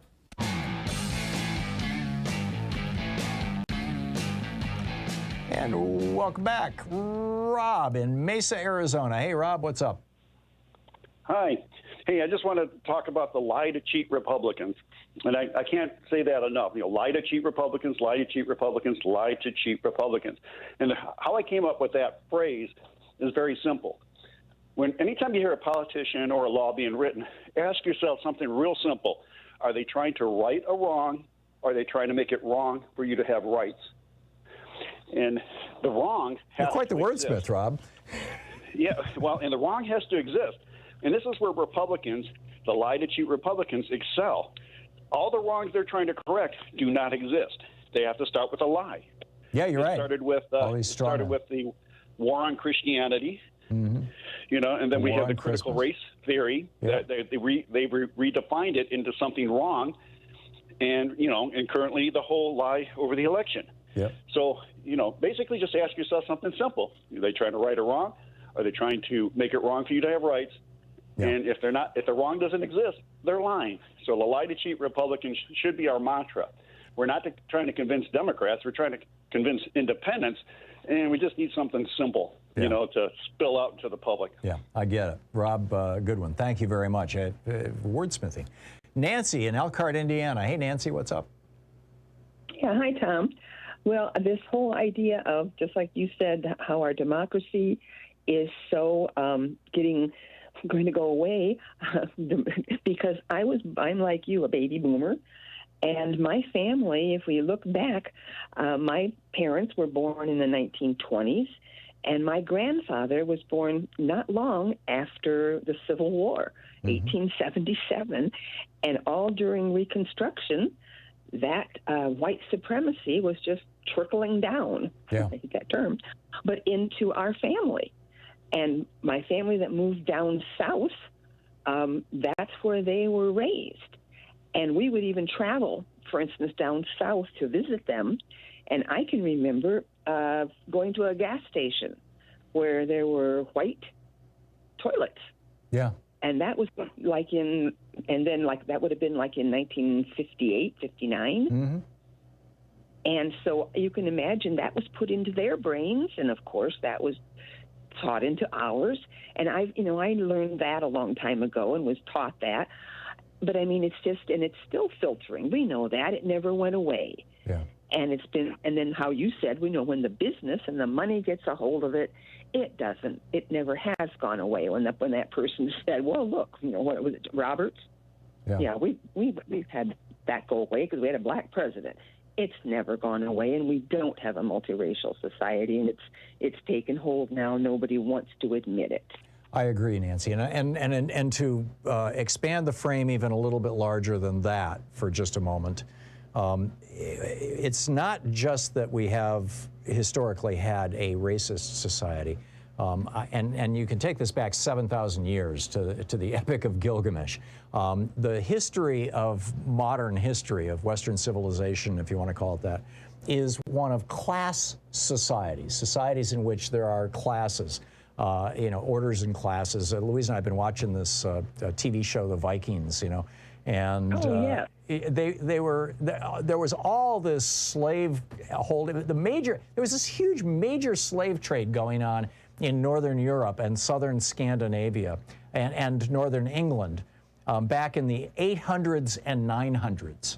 And they were all white people, right? And they were buying and selling each other as slaves. And it was a classist society.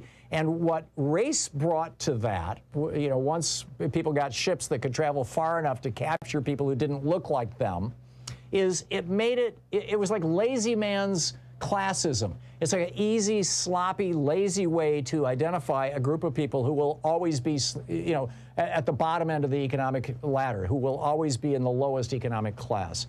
And so racism is just an extension of classism. It's like a lazy form of classism, which is why I think it's so appealing to the Republicans, because they're really all about doing for the upper class, the top 0.001%, the billionaire class. That's whose tune they're dancing to. And so, hey, let's go ahead. Well, and when I first went away to the universities, some of my relatives didn't like the idea, and I know a lot of the Republicans don't like saying that the universities will teach you stuff. Well, when I first heard the word, the WASP, the WASP people, and when I even told that to my dad, he goes, "What do you mean WASP?" And I explained, the white Anglo-Saxon Protestant. Mm-hmm. He just thought that was terrible. He said, "They're filling your mind." Well, I hear the Republicans saying that now, that's why they don't want the children to be publicly educated. Well, that's the same thing I was hearing growing up. So, well, I thank you for explaining it the right way. Yeah. Thank you. Thank you, Nancy. It's great to hear from you. And I'm old enough to remember that there's one restaurant in Lansing, and I believe this is an accurate memory. This is from when I was 7, 8 years old. It's a very fancy restaurant that my dad took our family to for, I think it was his wedding anniversary with my mom. And there was a sign by the front door that said "Colored entrance around the corner." And I have this very clear recollection of that. I mean, it may be something that I've manufactured, but I don't think so. Nancy, anyhow, thank you so much for the call. We'll be right back. You're listening to Thom Hartmann.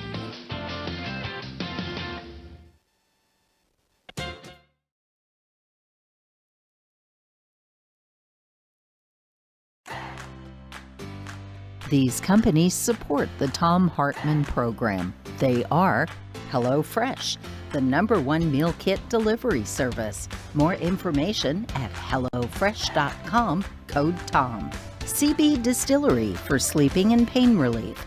More info at cbdistillery.com, code TOM. Dinovite, only the best all-natural pet supplements. More info at dinovite.com. Annie's Kit Clubs, creativity delivered right to your door.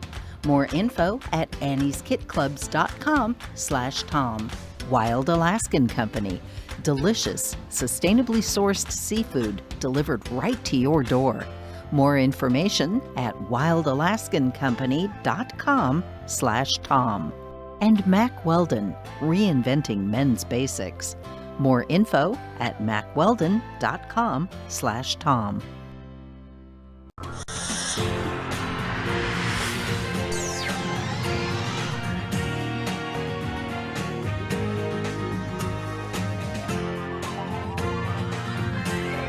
We say fight back!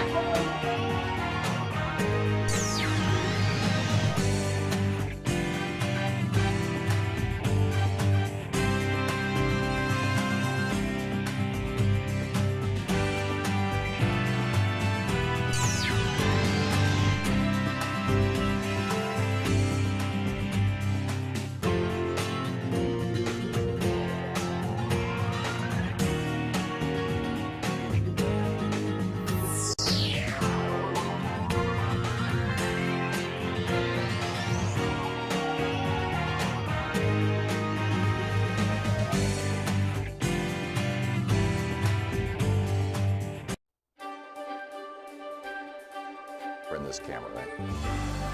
3. It's the Thom Hartmann University Book Club. Today we're reading from Minority Leader, How to Lead from the Outside and Make Real Change by Stacey Abrams. This is from chapter 1, although the introduction is fascinating too, where she talks about, you know, Rhodes scholarships and stuff, but this is chapter 1.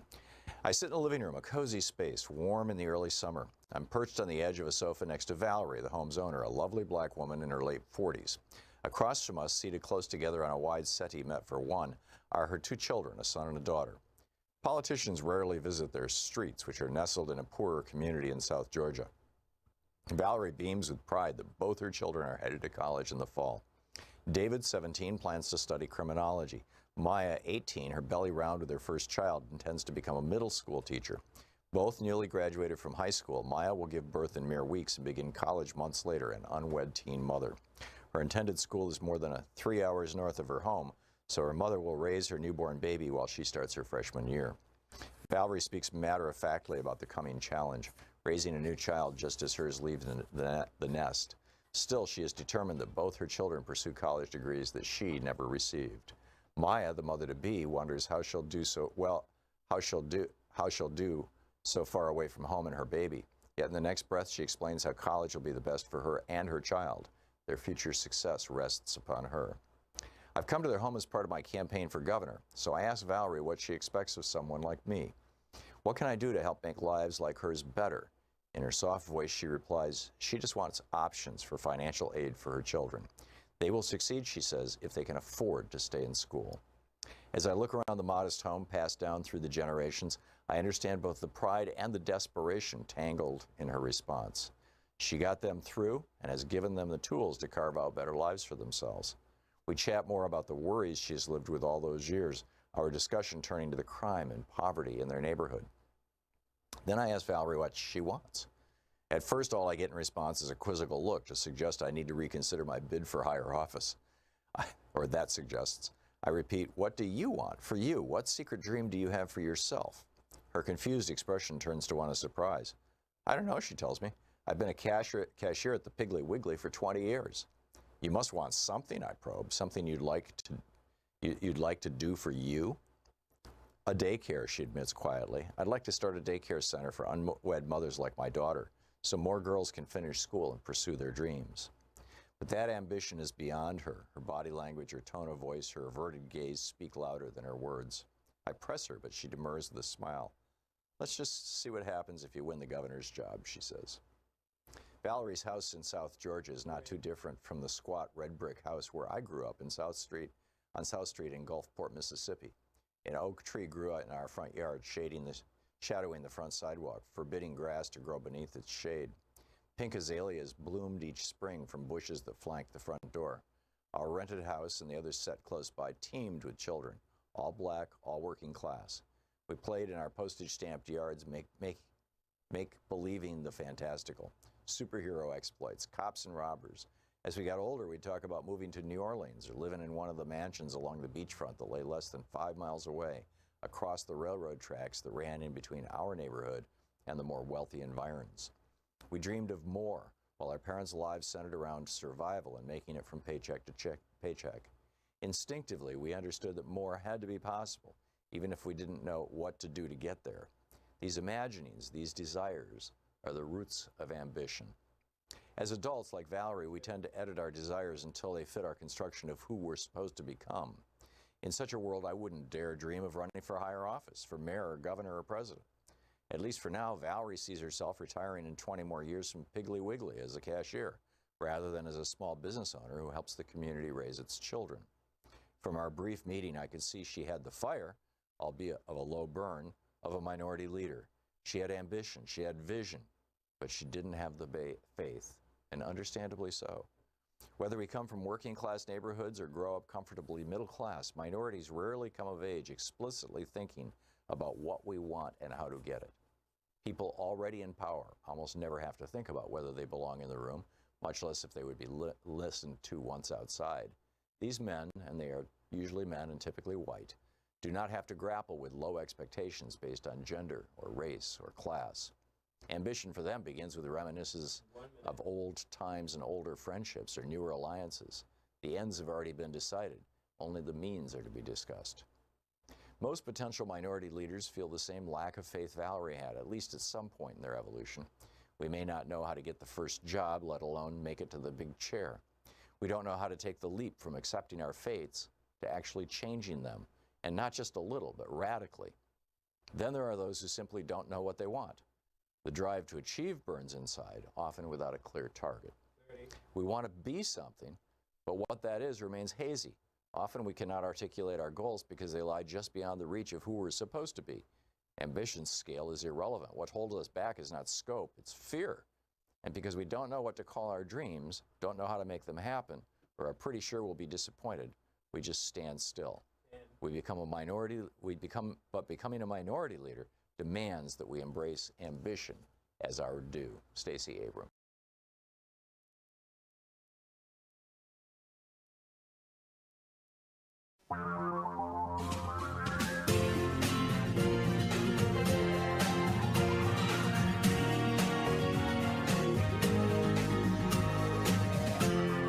This is the Thom Hartmann Program.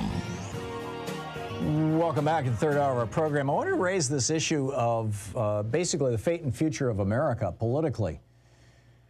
There is an amazing poll is published over at Mediaite, but it's a YouGov poll along with Bright Line Watch. And they polled people all around the country and asked, do you think that America should break up into 5 countries, essentially? Now, this is fascinating.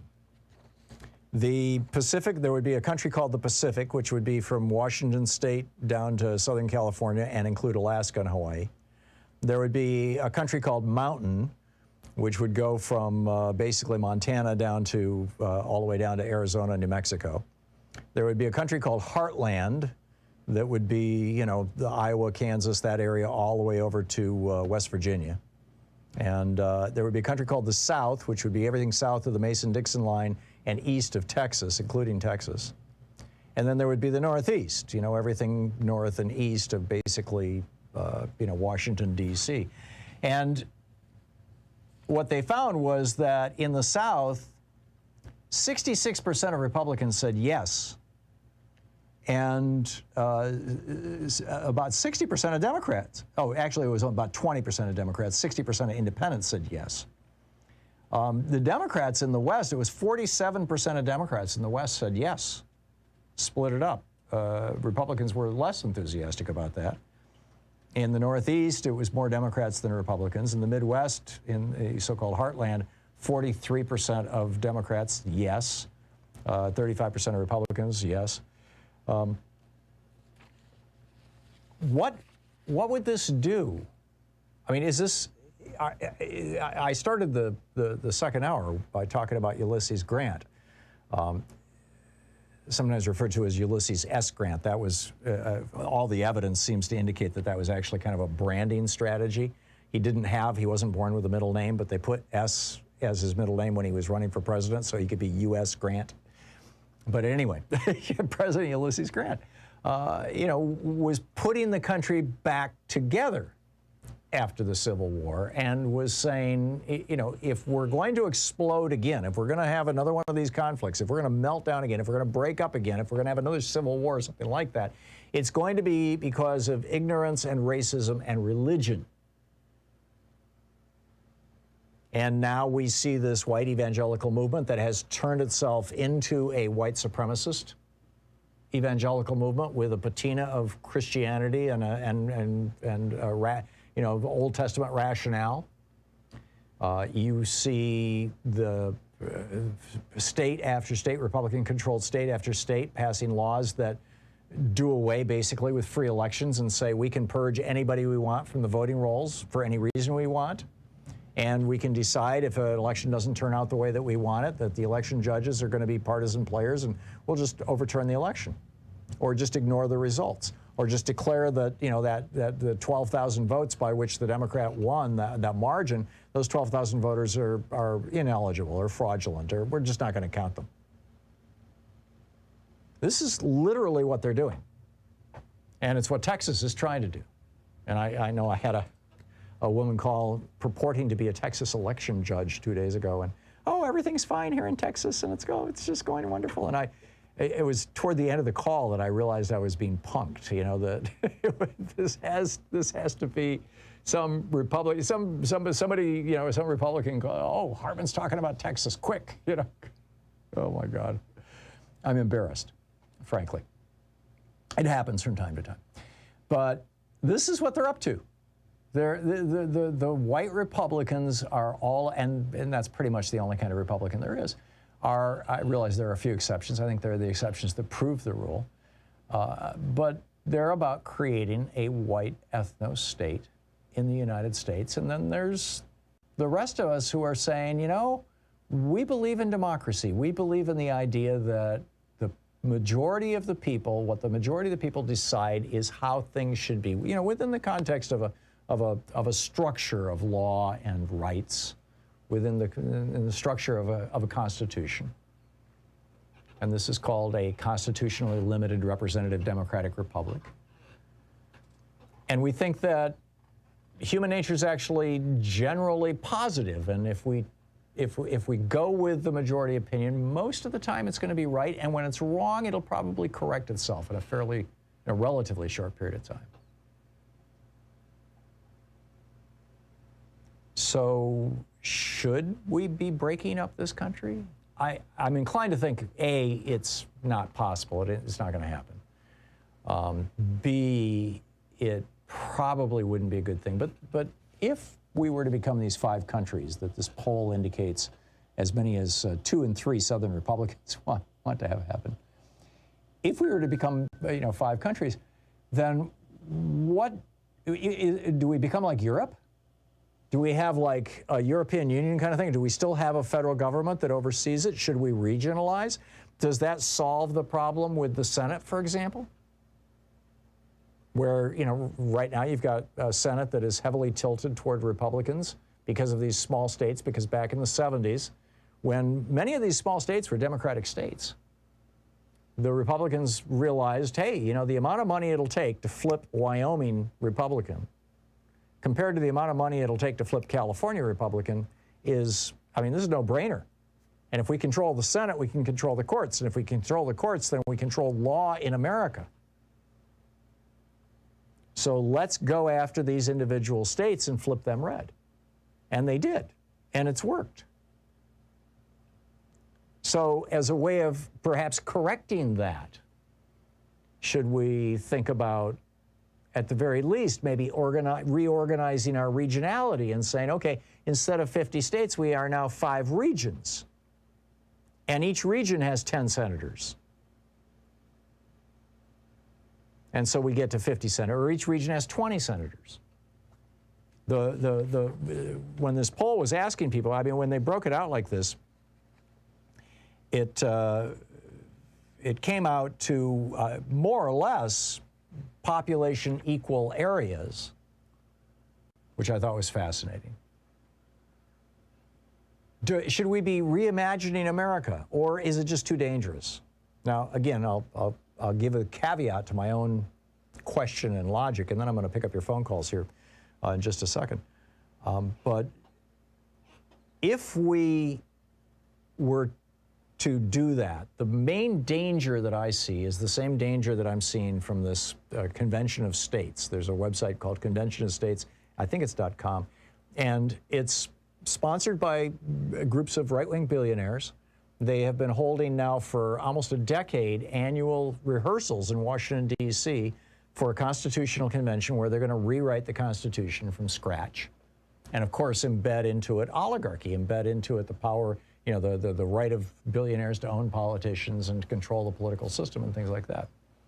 And they're, you know, if they can get a couple more states in the next few elections, they might even be able to pull this thing off. It's still kind of a distant dream for them, but they're up to, you know, they need half the states, and they're within 3 or 4 states of it, almost there. So if we were to reorganize the country, this is the giant asterisk on any suggestion that I make about considering reorganizing the country. If we were to do that right now, with the political system that the Supreme Court has given us, saying that money is speech and corporations are people, and that money speech from billionaires, and that money from the people that are corporations basically controls most of our political system right now. Is that the system that you would want to be driving the train of reinvention? And I would say no, which then raises the question, how do we get to a system that could do that? And outside of a lot of activism or the Republican Party imploding, and perhaps Donald Trump will bring that about, which is another interesting question. Is Trump more of an asset or a liability to the GOP? But I don't see that happening. There's so much money that underpins the Republican Party. It's like an iceberg, the little peak at the top. You've seen all these crazed politicians and the Jim Jordans and the Donald Trumps, and you go, oh, it's chaos, it's Lauren Boebert, it's nuts. But underneath, all that stuff under the water, that's that billionaire money that is holding it all up. It's not going away. This is the Thom Hartmann Program. So something to think about. I just wanted to toss it out for your consideration. I've got a geeky science coming up, and I'll be picking up your calls right after this.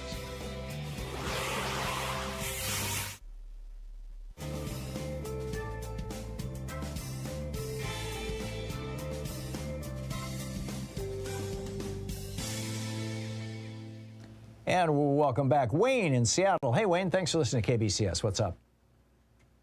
Howdy, Tom. Hey, I Wayne. love talking. I love listening to you, too. Hey, I got a mathematical conspiracy. Okay. There's a top and a bottom to it. Okay, one Greenspan said that he wants to keep the unemployment rate between 5 and 7%. I saw him on TV. Yeah, it was a long time ago. And he said that if he does that, then the price of labor will stay low. Okay, now this is the other one. If you increase, like when I was a kid, okay, and I'm sure yours at least as old as I am, maybe older, but when I was a kid, a milkman or a guy that worked in a grocery store, he could pay for a house for his family, have a car, maybe right. go camp. One of my neighbors was a milkman. See what I'm getting at? But now, because they use, what do they call that? They increase everything by a couple percent every year. Inflation, yeah. See, what they do is they inflate, but they don't pay people more money. So what happens is you're going backwards all the time. Now it takes two people with really good jobs to buy a house and have a family. Yeah. And they've mathematically screwed us, and people don't realize what they've been doing to us all this time. I think people have figured it out, Wayne, and I think that's one of the reasons why Donald Trump got where he got politically, was because he was actually telling the truth about that. He was saying essentially the same thing Bernie Sanders was saying, which is that the system is rigged and rich people have rigged it. But he was presenting himself as the anti-hero, essentially, as the savior, who was the rich guy who was going to take on the rich guys. He repeatedly talked about how all his buddies were going to hate him, and he was going to raise taxes on all of them. Liar! I mean, he's such a friggin' liar. It's unbelievable. He just stole everything from Bernie Sanders, and then it's just disgusting what he got away with. Yeah, it really is. But I think it's a symptom of the fact that this dynamic that you've identified, and I think you've accurately identified it, is something that a lot of Americans have figured out. Wayne, I got to move along, but thank you for the call. John in Seattle. Hey, John, what's up? Hi, Tom. Wanted to ask your opinion whether it's too extreme to start calling Republicans the treason party and Fox Fake Facts, don't say that too fast, News, the treason network. I guarantee you, if the shoe were on the other foot, if the Democratic Party was behaving the way the Republican Party is, the Republicans would be calling us the treason party, and they would be calling us traitors. I think that I don't know how you can describe what happened on January 6th without using the word treason. Exactly. Yeah. So and frankly, I don't know how you can describe promoting vaccine hesitancy in the middle of a pandemic without using something close to the word treason. I mean, promoting death for political purposes. Vaccines and viruses are not political. They don't have a party label. And yet the Republican Party has decided that they're going to, embrace COVID as a wonderful thing and condemn vaccines. And it's just mind-boggling. John, I got to run, but thank you. The treason party, yeah. I can't argue with that. I absolutely can't argue with that. It's 20 minutes past the hour. We'll be picking up your phone calls right after a quick geeky science. I'll be back in just 1 minute.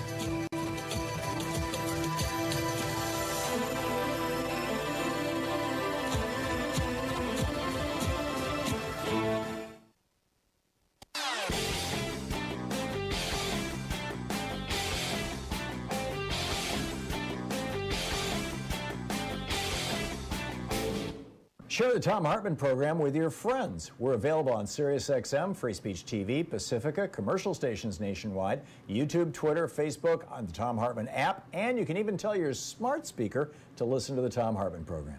So people wonder, why militias all of a sudden? How is it that all kinds of Americans are showing up with assault weapons in the Capitol building trying to assassinate the Vice President of the United States and the Speaker of the House of Representatives and stop the counting of the presidential votes, the Electoral College votes? Where did this come from? You know, the last time we saw an armed uprising against the federal government in the United States was 1861. It was the Confederacy. Is this a Confederacy rising again? Well, yeah, there is a huge white supremacist element to it. In fact, I'd say it's one of the primary animating impulses. But what really got these things going, these militias going, was the Heller decision written by the opinion written by Antonin Scalia and published on June 26, 2008. And it has crazy language in it, basically begging for militias. I share it with you in a special video over at ThomHartmann.com. Check it out.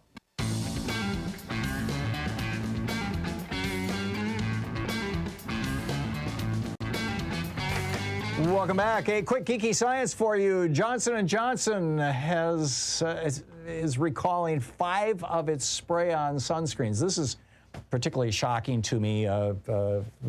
Just a week or two ago, a member of my family was using spray-on sunscreen for one of their little kids, and I'm like, whoa.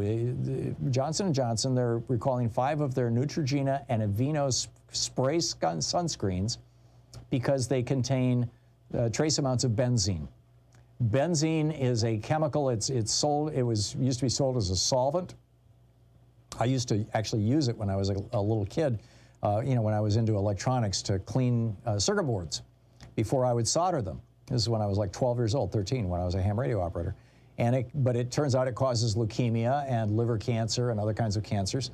And it appears to be in the recall covers, the Aveeno Protect and Fresh aerosol sunscreen and 4 Neutrogena sunscreens, Beach Defense aerosol, Cool Dry Sport aerosol sunscreen, Invisible Daily Defense aerosol sunscreen, and Ultra Sheer aerosol sunscreen. What I'm looking for, and I spent some time this morning poking around on the internet trying to figure this out, and I've seen no good articles that lay it out, is how did this contamination get in here? You know, I mean, is this, we're buying product from China or India and, hey, their standards aren't here? Or somebody was using benzene to clean out the tanks, or, it was contaminating the local groundwater? I mean, what's going on? Inquiring minds want to know. If you find out, let me know. So, anyhow, picking up your phone calls. Karen in Adrian, Michigan. Hey, Karen, what's on your mind today? Hello, Tom. I get my speaker. That's quite all right. There we go. Okay, thank you. Yeah, I'm calling because I was helping houseless people for a while, for a few years, and that whole voter ID thing is kind of a problem. First, a lot of people don't have money, and even if you can get them the money to buy their birth certificate and pay for the ID, Michigan had free IDs for a while, but they don't anymore. So even if you could get them the money, they don't have a permanent address to send documents to. And, so that becomes a situation. And then a lot of people get rolled when you're out there living on your own, and they may have the ID and the birth certificate one day, and the next it's gone. Yeah. So it's a big deal. It's a great way to disenfranchise people with low incomes and also houseless people. I agree. And this goes back to my argument that we are a class-driven society, and race is cheap and lazy shorthand for that. But this is a dimension of it. And also my point earlier that one of the groups that is most hard hit by voter ID requirements, particularly when they make you jump through a whole series of hoops to, you have to present both your birth certificate and your driver's license in order to get on the voting rolls. Well, then that's women, married women. Because if your birth certificate says your birth name was Johnson, last name was Johnson, and your marriage license says that your last name is Smith, then you've got to go find your marriage certificate. And you've got to find a copy that comports with their standards for this. And so it gets very, very messy. Women. Say that again? Women too. And divorced women. Yes, too. absolutely right. And then you got to find the paperwork for that. And this is a way of depressing the vote of people who tend to vote Democratic, which includes women. Karen, thank you. Thank you very much for the call. That was a good one. Dan in Chicago. Hey, Dan, what's up? Actually in Minnesota. Oh, in Gilbert, Minnesota. an hour north of Duluth. Okay. Gilbert, Minnesota. And what's up? Yep. What the callers and the last caller also talking about needing a special birth certificate. When we moved to Minnesota from Michigan, they would not accept my wife's driver's license as proof that we were married. She had to, after 50 years of marriage, she had to write back to St. Louis, Missouri to get an official copy that has an embossed seal. And we've already done our birth certificates with the embossed seal because the little black and white one doesn't work anymore. Yeah. So I'm looking at that, and I'm looking at people with lots of money, like, maybe some billionaires, that could come up with money to be able to provide for people who are able to get these pieces of information. That way they have a source to be able to make. Dan, in most of the developed countries in the world, when you're born, you are put on the country's Social Security and voter rolls, essentially. When you turn 18, they mail you a card saying you're eligible to vote. If you change your name because of marriage or any other reason, they just follow that. This is not a big deal in any other developed country. It's only a big deal in the United States because for hundreds and hundreds of years, we have been doing everything, at least the white power structure in this country has been doing everything it can to keep down poor people, women, and people of color. And it's the nightmare you're describing is just a result of that. You're listening to the Thom Hartmann Program. Call 202-808-9925. We'll pick up your calls on the other side of this break. It's the Thom Hartmann Program, occupying the media 3 hours a day, 5 days a week, right here.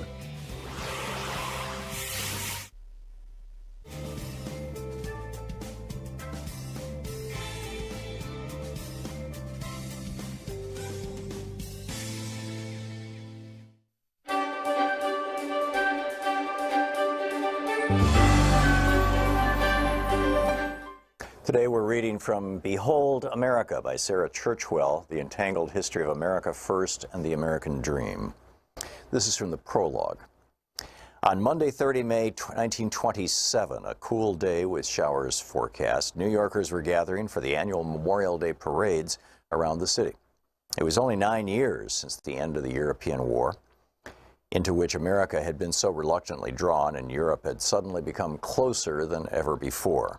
Precisely 10 days earlier, Charles Lindbergh had completed the first solo flight across the Atlantic in the spirit of St. Louis, and no one had yet stopped celebrating. Front pages around the country reported that Lucky Lindy had been mobbed in London, greeted by rapturous crowds of 150,000.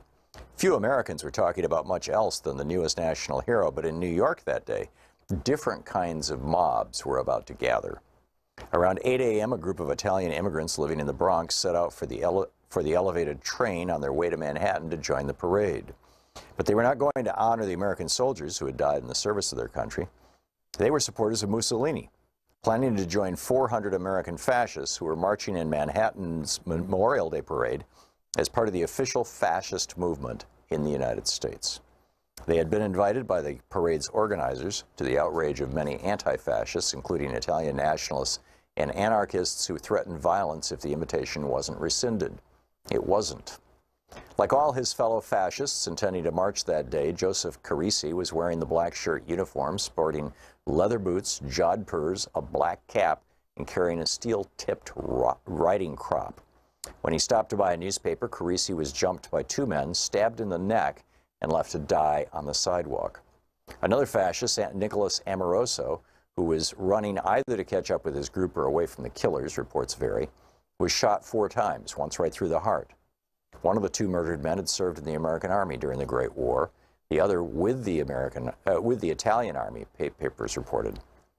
The parade they had meant to join took place without them, a fascist delegation of several hundred that was guarded by police to, quote, avert disorder. After the parade, the American blackshirts returned to their headquarters in the heart of Times Square. There, another of the fascists standing outside was set upon by 3 men. He defended himself with his riding crop as his fellow blackshirts charged out brandishing clubs and whips, chasing the assailant through the theater traffic in Times Square, who fled as the black-shirted mob tore through the traffic. 100 fascists, reported the New York Times, rushed the attackers. A melee ensued that was quickly dispersed by the police. There was also violence in Brooklyn, where a parade of fascisti marched from the Angelo Rizza Fascista League at 274 Troutman Street in Bushwick.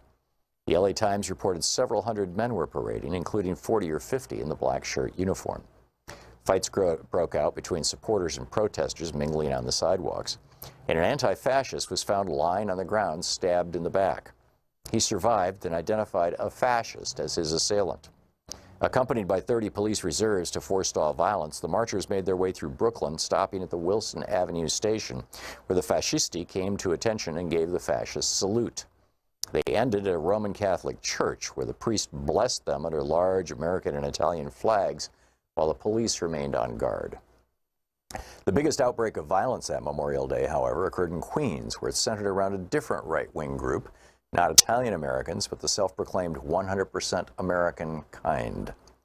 By 1927, the Ku Klux Klan had spread across the United States since its rebirth in Georgia 12 years earlier. The first Klan was formed in the immediate aftermath of the Civil War, as former Confederate soldiers in Tennessee created a secret society to promote white supremacism, and terrorize the newly freed slaves in the South during the Reconstruction era. The name is generally believed to have originated from the Greek word for circle, kuklos, while Klan pays homage to the mystified Celtic heritage supposedly shared by white Southerners. Within a decade or two, the first Klan had been successfully suppressed by law enforcement and died out by the turn of the century.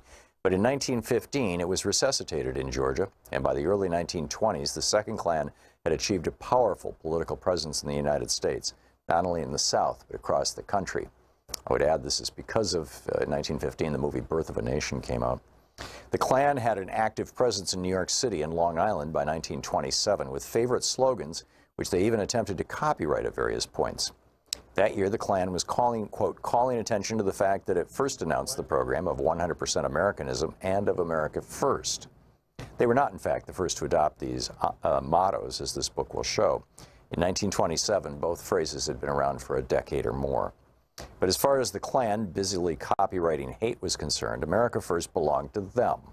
And on Memorial Day in Queens, 1,000 or so of them had gathered to march, many in white robes and hoods.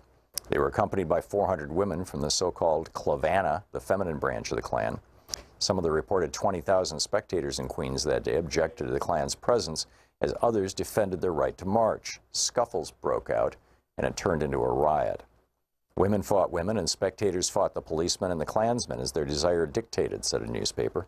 Klan banners were shredded, and 5 of their number were arrested, said initial reports, while a few others were caught up in the confusion as well. The book, Behold America, Sarah Churchwell.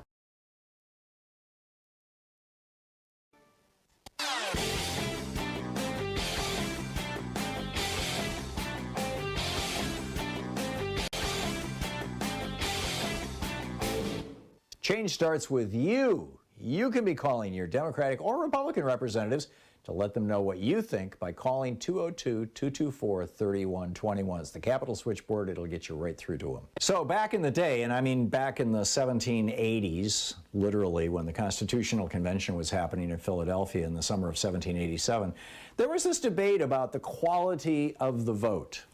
Whether people who only landowners should be allowed to vote, stuff like that. And, in order to ensure that well-informed people who really care about voting are the only ones voting. it didn't pass. It was rejected by the people, by the framers of the Constitutional Convention, this idea that only landowners should be allowed to vote. Never made it in the Constitution. But a variation on this is now being proposed in the Arizona legislature. And State Representative John Kavanaugh, who's the chair of the committee that's pushing this legislation, says the quality of the vote is important. We have to look at the quality of votes as well. I've got a new video all about this for the supporters of our program over at thomhartmann.com. Check it out.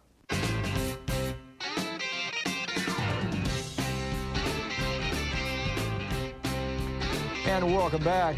Just a quick note here. Donald Trump. Remember when Donald Trump, or E. Jean Carroll, came out and said, Donald Trump raped me and I've got the dress with the stain on it to prove it.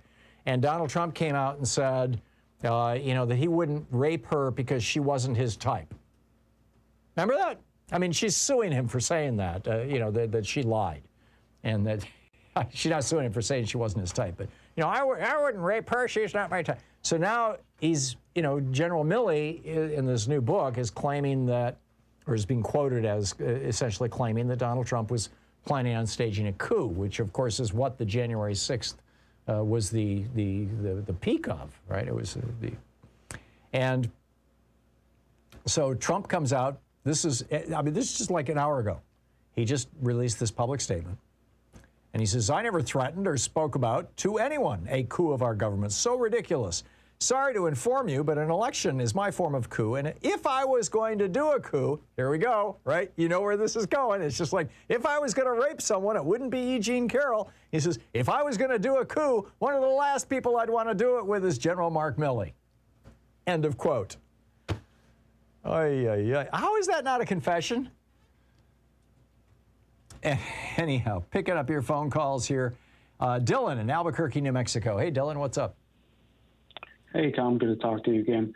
I wanted to talk about the separation of the 5 different countries. Mm-hmm.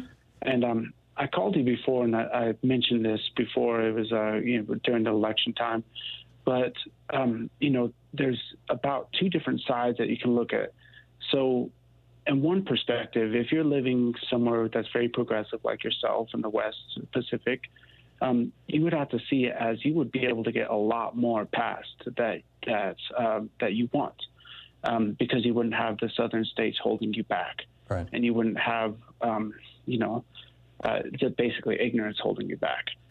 So I see it as like you're going on a hiking trip and you have a backpack full of stuff. And you're about like halfway up the mountain, and man, my back is killing me. I need to get rid of some of this trash. You can either throw that trash out, or you can keep on carrying it up to the top of the mountain. And if we're to split up into 5 different countries, it would ultimately hurt the world, because the South would disregard any kind of regulations, and they would probably destroy the Gulf. Yeah. And who knows what else they would do, but it would make it more it would make it easier for the West to have more progressive ideas for the Pacific Coast and the Northeast. The problem, Dylan, though, is that there's a lot of good progressives in the South. And, we are good, decent human beings, a lot of people who are not even political in the South. And they are being regularly dumped on by their own politicians who, are in the thrall of, owned by these big money interests, to keep their taxes down. There was a headline I saw this morning, I think it was in my local paper, of the 10 cheapest states to live in the United States. And they're all red states, because they've got low taxes, they have no services, they could have added, the states that have the most potholes and that have the fewest doctors and that have the highest infant mortality rate. They didn't talk about that. They talked about, low tax rates and low property values.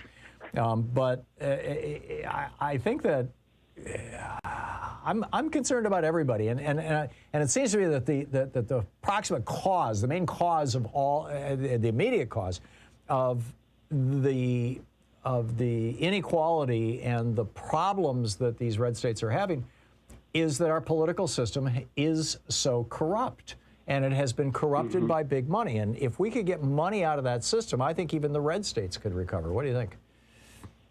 I mean, I 100% agree, and in reality, my moral views are that we should be just one whole world, like not even countries. I'm one of those kind of guys. I think everyone should be.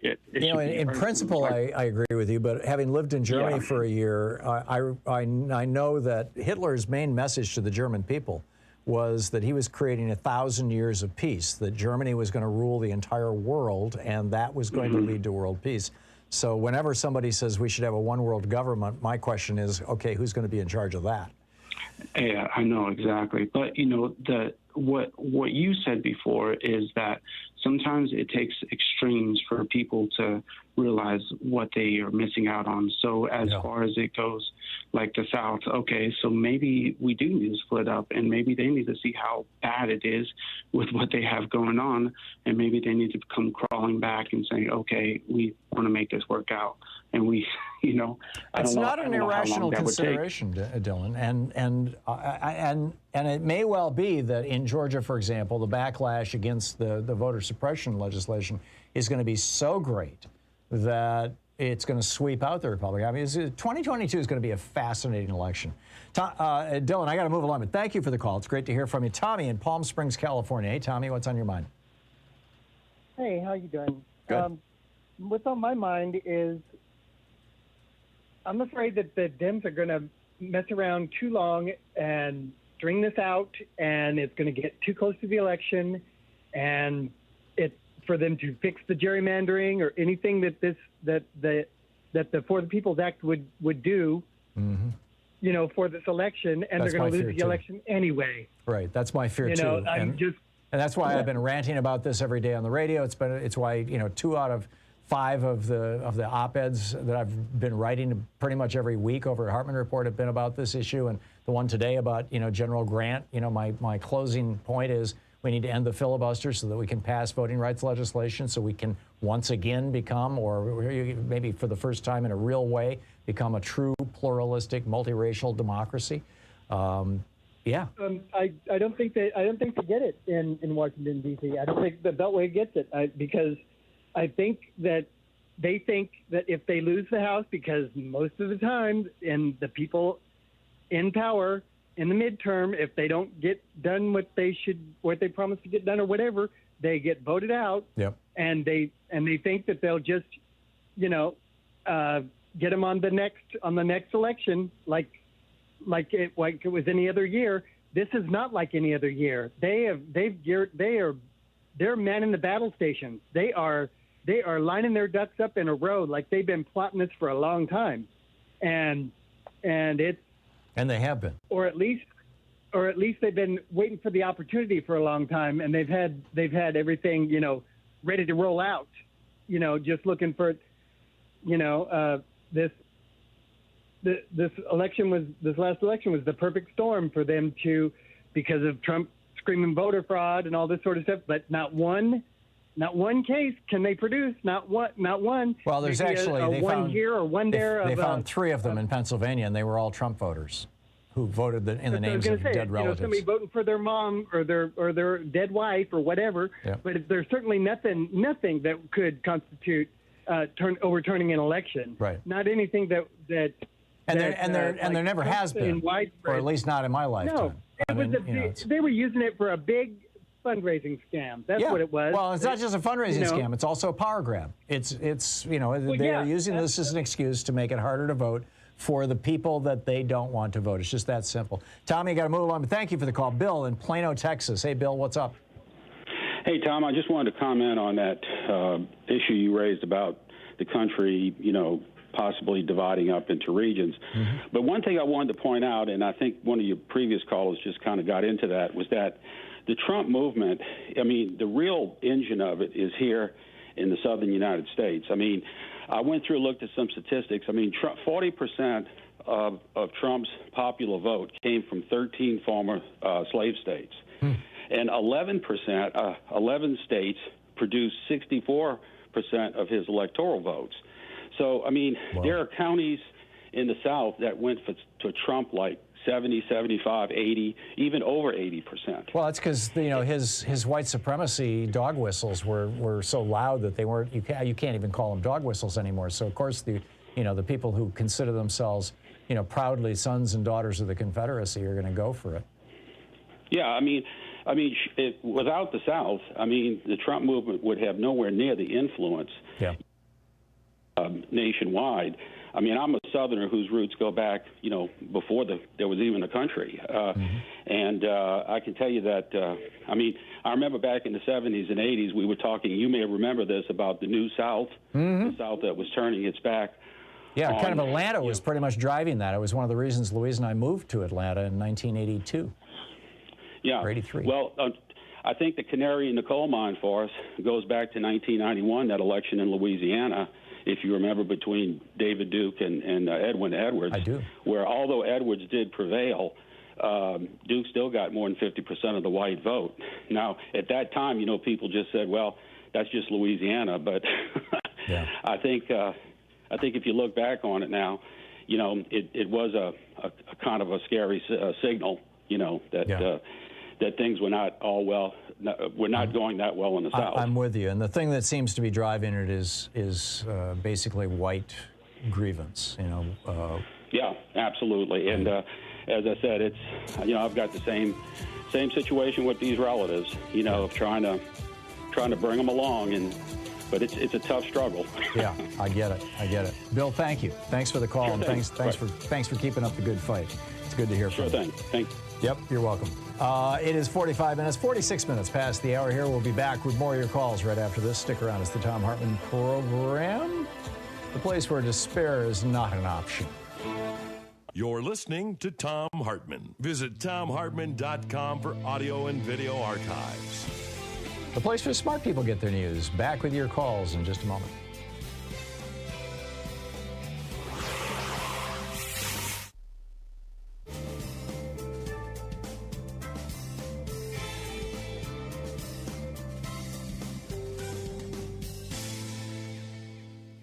And welcome back. Chera in Rockwall, Texas. Hey, Chera, thanks for watching us on Free Speech TV. What's on your mind today? Well, I wanted your help, and since I am a major progressive Democrat, and when I talked with anyone that is a GOP, a Trump person, when I asked them what has Trump done for the average person, he's done a lot of things. Their answers are so vague or really a non-answer. And so my question to you is, what has he done for the average person? So I can have some ammo. Yeah. I can't think of anything specifically. The one area where I think that Donald Trump's instincts were right, his execution was just an absolute screaming disaster, but his instincts were right, was on foreign trade, or so-called free trade. He was putting tariffs on Chinese goods in an attempt to reduce the U.S. trade deficit. It actually increased the trade deficit. China retaliated. It hurt our farmers. Then he appropriated billions of dollars in taxpayer money to give to the farmers so that they would still vote for him. And it just turned into an absolute mess because he didn't do it the right way. He was doing it by executive order. And the Chinese just figured, hey, the executive orders will get reversed when he gets out of office in 4 years. The big companies were saying, we're not going to bring our jobs back to the United States because this is just an executive order. It's only going to last 4 years. Right. You know, why should we bother? If you're going to take on the neoliberal free trade philosophy, as Trump did, and like I said, I think it was the one area where Donald Trump agreed, in principle anyway, with Bernie Sanders and Sherrod Brown and the historical Democratic Party's positions. The kind of the Clinton administration was sort of the aberration in that. But if you're going to do it right, you do it through Congress, and you change tariffs in a way that are going to last for a generation, so that companies will go, well, okay, for the next 40 years, we're going to pay a tariff on everything we make in China. We'll just make it here in Ohio, or in Texas, where you are. Yes, I remember that the motorcycle group that he praised and lambasted. Harley Davidson. That was like. And then they moved to Mexico. Their manufacturing. Absolutely. Right. Well, that's right. So, I want to add one other thing. I called Governor Abbott last week because I wanted to know how the wall funding was going. And so the lady answered the phone. I said, I just want to know, And she said, well, so far we have gotten $300,000. And I'm thinking, really? You crowdfunded and that's all you got? What would that do? 5 feet? Yeah, not even that. I mean, I said, so is that going to be a monthly something you're going to, let people know about? Well, we're thinking about that. In other words, it is a total bomb. Yeah, I wonder if that $300,000 is going to end up as a consulting fee to Greg Abbott's campaign manager or something. Yeah, probably. All righty. Well, thank you very much. It's got to be a tough one living there, Chara. Politically trust anyway. Me. I know. I know, and I live in Rockwall County is major Republican, but yeah. I mean, they even when we had the 4th of July parade, they were forcing us out of the parade. They were being so ugly to us. It was horrible. That's unfortunate. But we're still fighting. Well, keep it up. So there are beautiful parts of Texas, and there's a lot of good people there. You're obviously one of them. Chara, thank you for the call. Thank you for watching. Bye-bye. Good talking with you. And thank you for watching Free Speech TV. We'll be right back. I'll be back in 1 minute. Stay.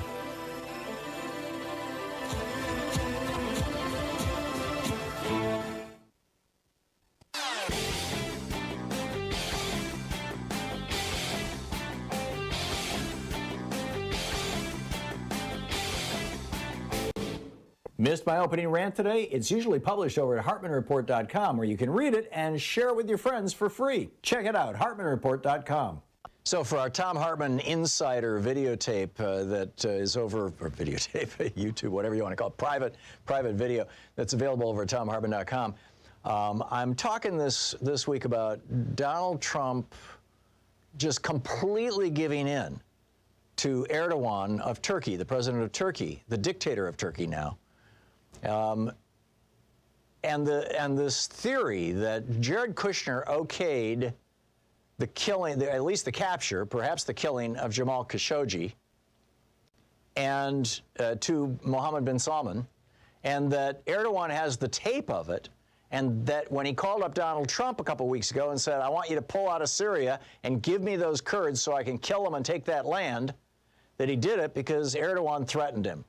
And then Erdogan comes to the United States, a week or two later and gets a whole state dinner thing. Check it all out. It's over at ThomHartmann.com. I think you'll find it fascinating.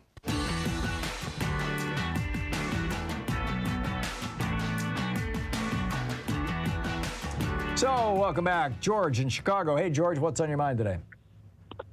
Hi, Tom. Thanks for taking my call. This whole idea of splitting up the country is foolish on its face. If this country divided itself into 5 separate pieces right now, how would we manage to compete in the world with China or Russia or even Turkey or Nigeria and a more unified Europe? The answer is we could. Well, let me flip the frame here for you, George. And again, I'm not an advocate of this. I don't think that we have a sufficiently clean political system that we could pull it off right now. But if instead of thinking of it in terms of splitting up the country, what if we thought of it as consolidating the country? Instead of having 50 states, we have 5 states, and we run it basically like the European Union. The federal government has this large oversight function. I think this is kind of more consistent actually with the founders' vision of the country, with federalism. And the 5 regions are run like states are now. Only each one of these 5 regions has relatively the same population. Well, that's an interesting notion, Tom, but the people who want to split up the country don't want to split it up for the rationale that you're providing. I agree, and that's why divide and conquer is a winning strategy for an aggressor or attacker. Well, that's what they're already doing. We are broken into 50 pieces right now. And what's been going on is the Koch network for 50 years now has been going state by state and just flipping them red. They've got state policy institutes in every single state, these think tanks and driving stuff into the media and pouring money into politicians' back pockets. So this would reduce that divide and conquer ability. I don't know, Tom. If we look at our own history, the Civil War, if the South had succeeded and they managed to separate themselves from the Union, and they would be exhausted and bled dry and deeply destroyed by a civil war that would have been successful for them, how long would it have taken for a resurgent Mexico, which threw off its foreign emperor and established itself as a fully independent country, to look northward at Texas and say, Texas never should have been taken from us. It's always been ours. A lot of Mexicans to this day believe in their heart of hearts and in their spirit that the American Southwest should still be Mexico. Right. The South wouldn't have been able to stop them. If they decided, well, we're going to take back Texas, New Mexico, and Arizona, and maybe even Southern California, well, there wouldn't be anybody to stop them. So as fractious and rambunctious and rebellious and full of hate for each other that we are, we have got to stick together. There is no other option.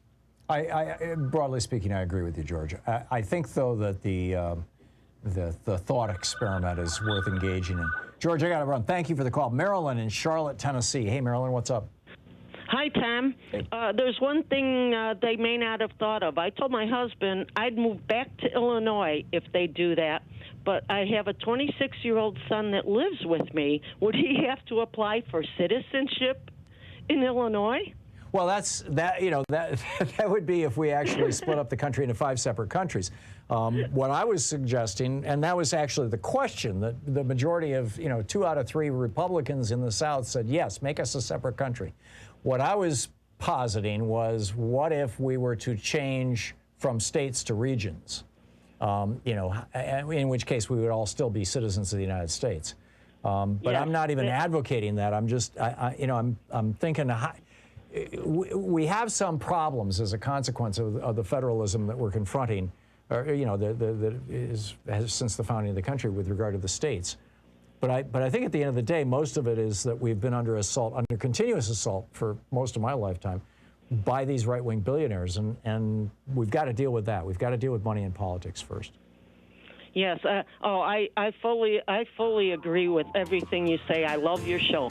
But, have they thought of that? You know what I mean? Yeah. Well, I think they have, and that's why the For the People Act, for one thing, takes on big money in politics. Marilyn, I got to run, but thank you for the call. And, in fact, it's the end of the show. We'll be back tomorrow. Tomorrow will be Anything Goes Friday. It should be a lot of fun. We don't have a guest tomorrow, right? Nope. Oh, Ro Khanna is going to be with us. First hour? Second hour? Second hour. Second hour. Okay, cool. Congressman Ro Khanna will be with us for the second hour tomorrow, as I just learned. Always good to hear from him. And the first and third hour will be you and me. So we'll have a good time. In the meantime, don't forget, democracy is not a spectator sport. It requires you. Get out there, get active, tag, you're it. Have a great afternoon. Be good to yourself and the people around you. We'll see you tomorrow. You've been listening to Thom Hartmann. For audio and video archives, visit thomhartmann.com.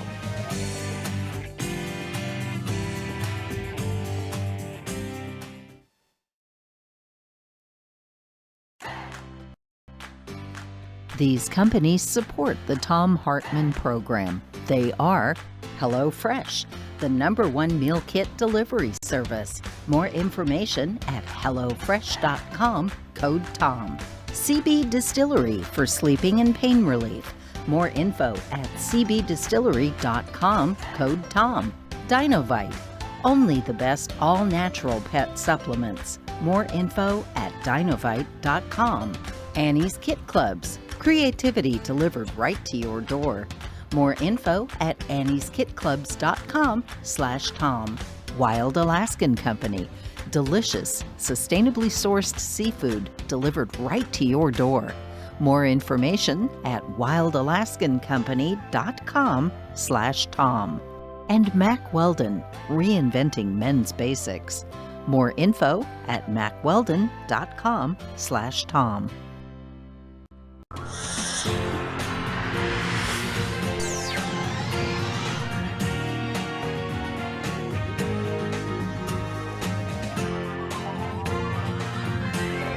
We say fight back!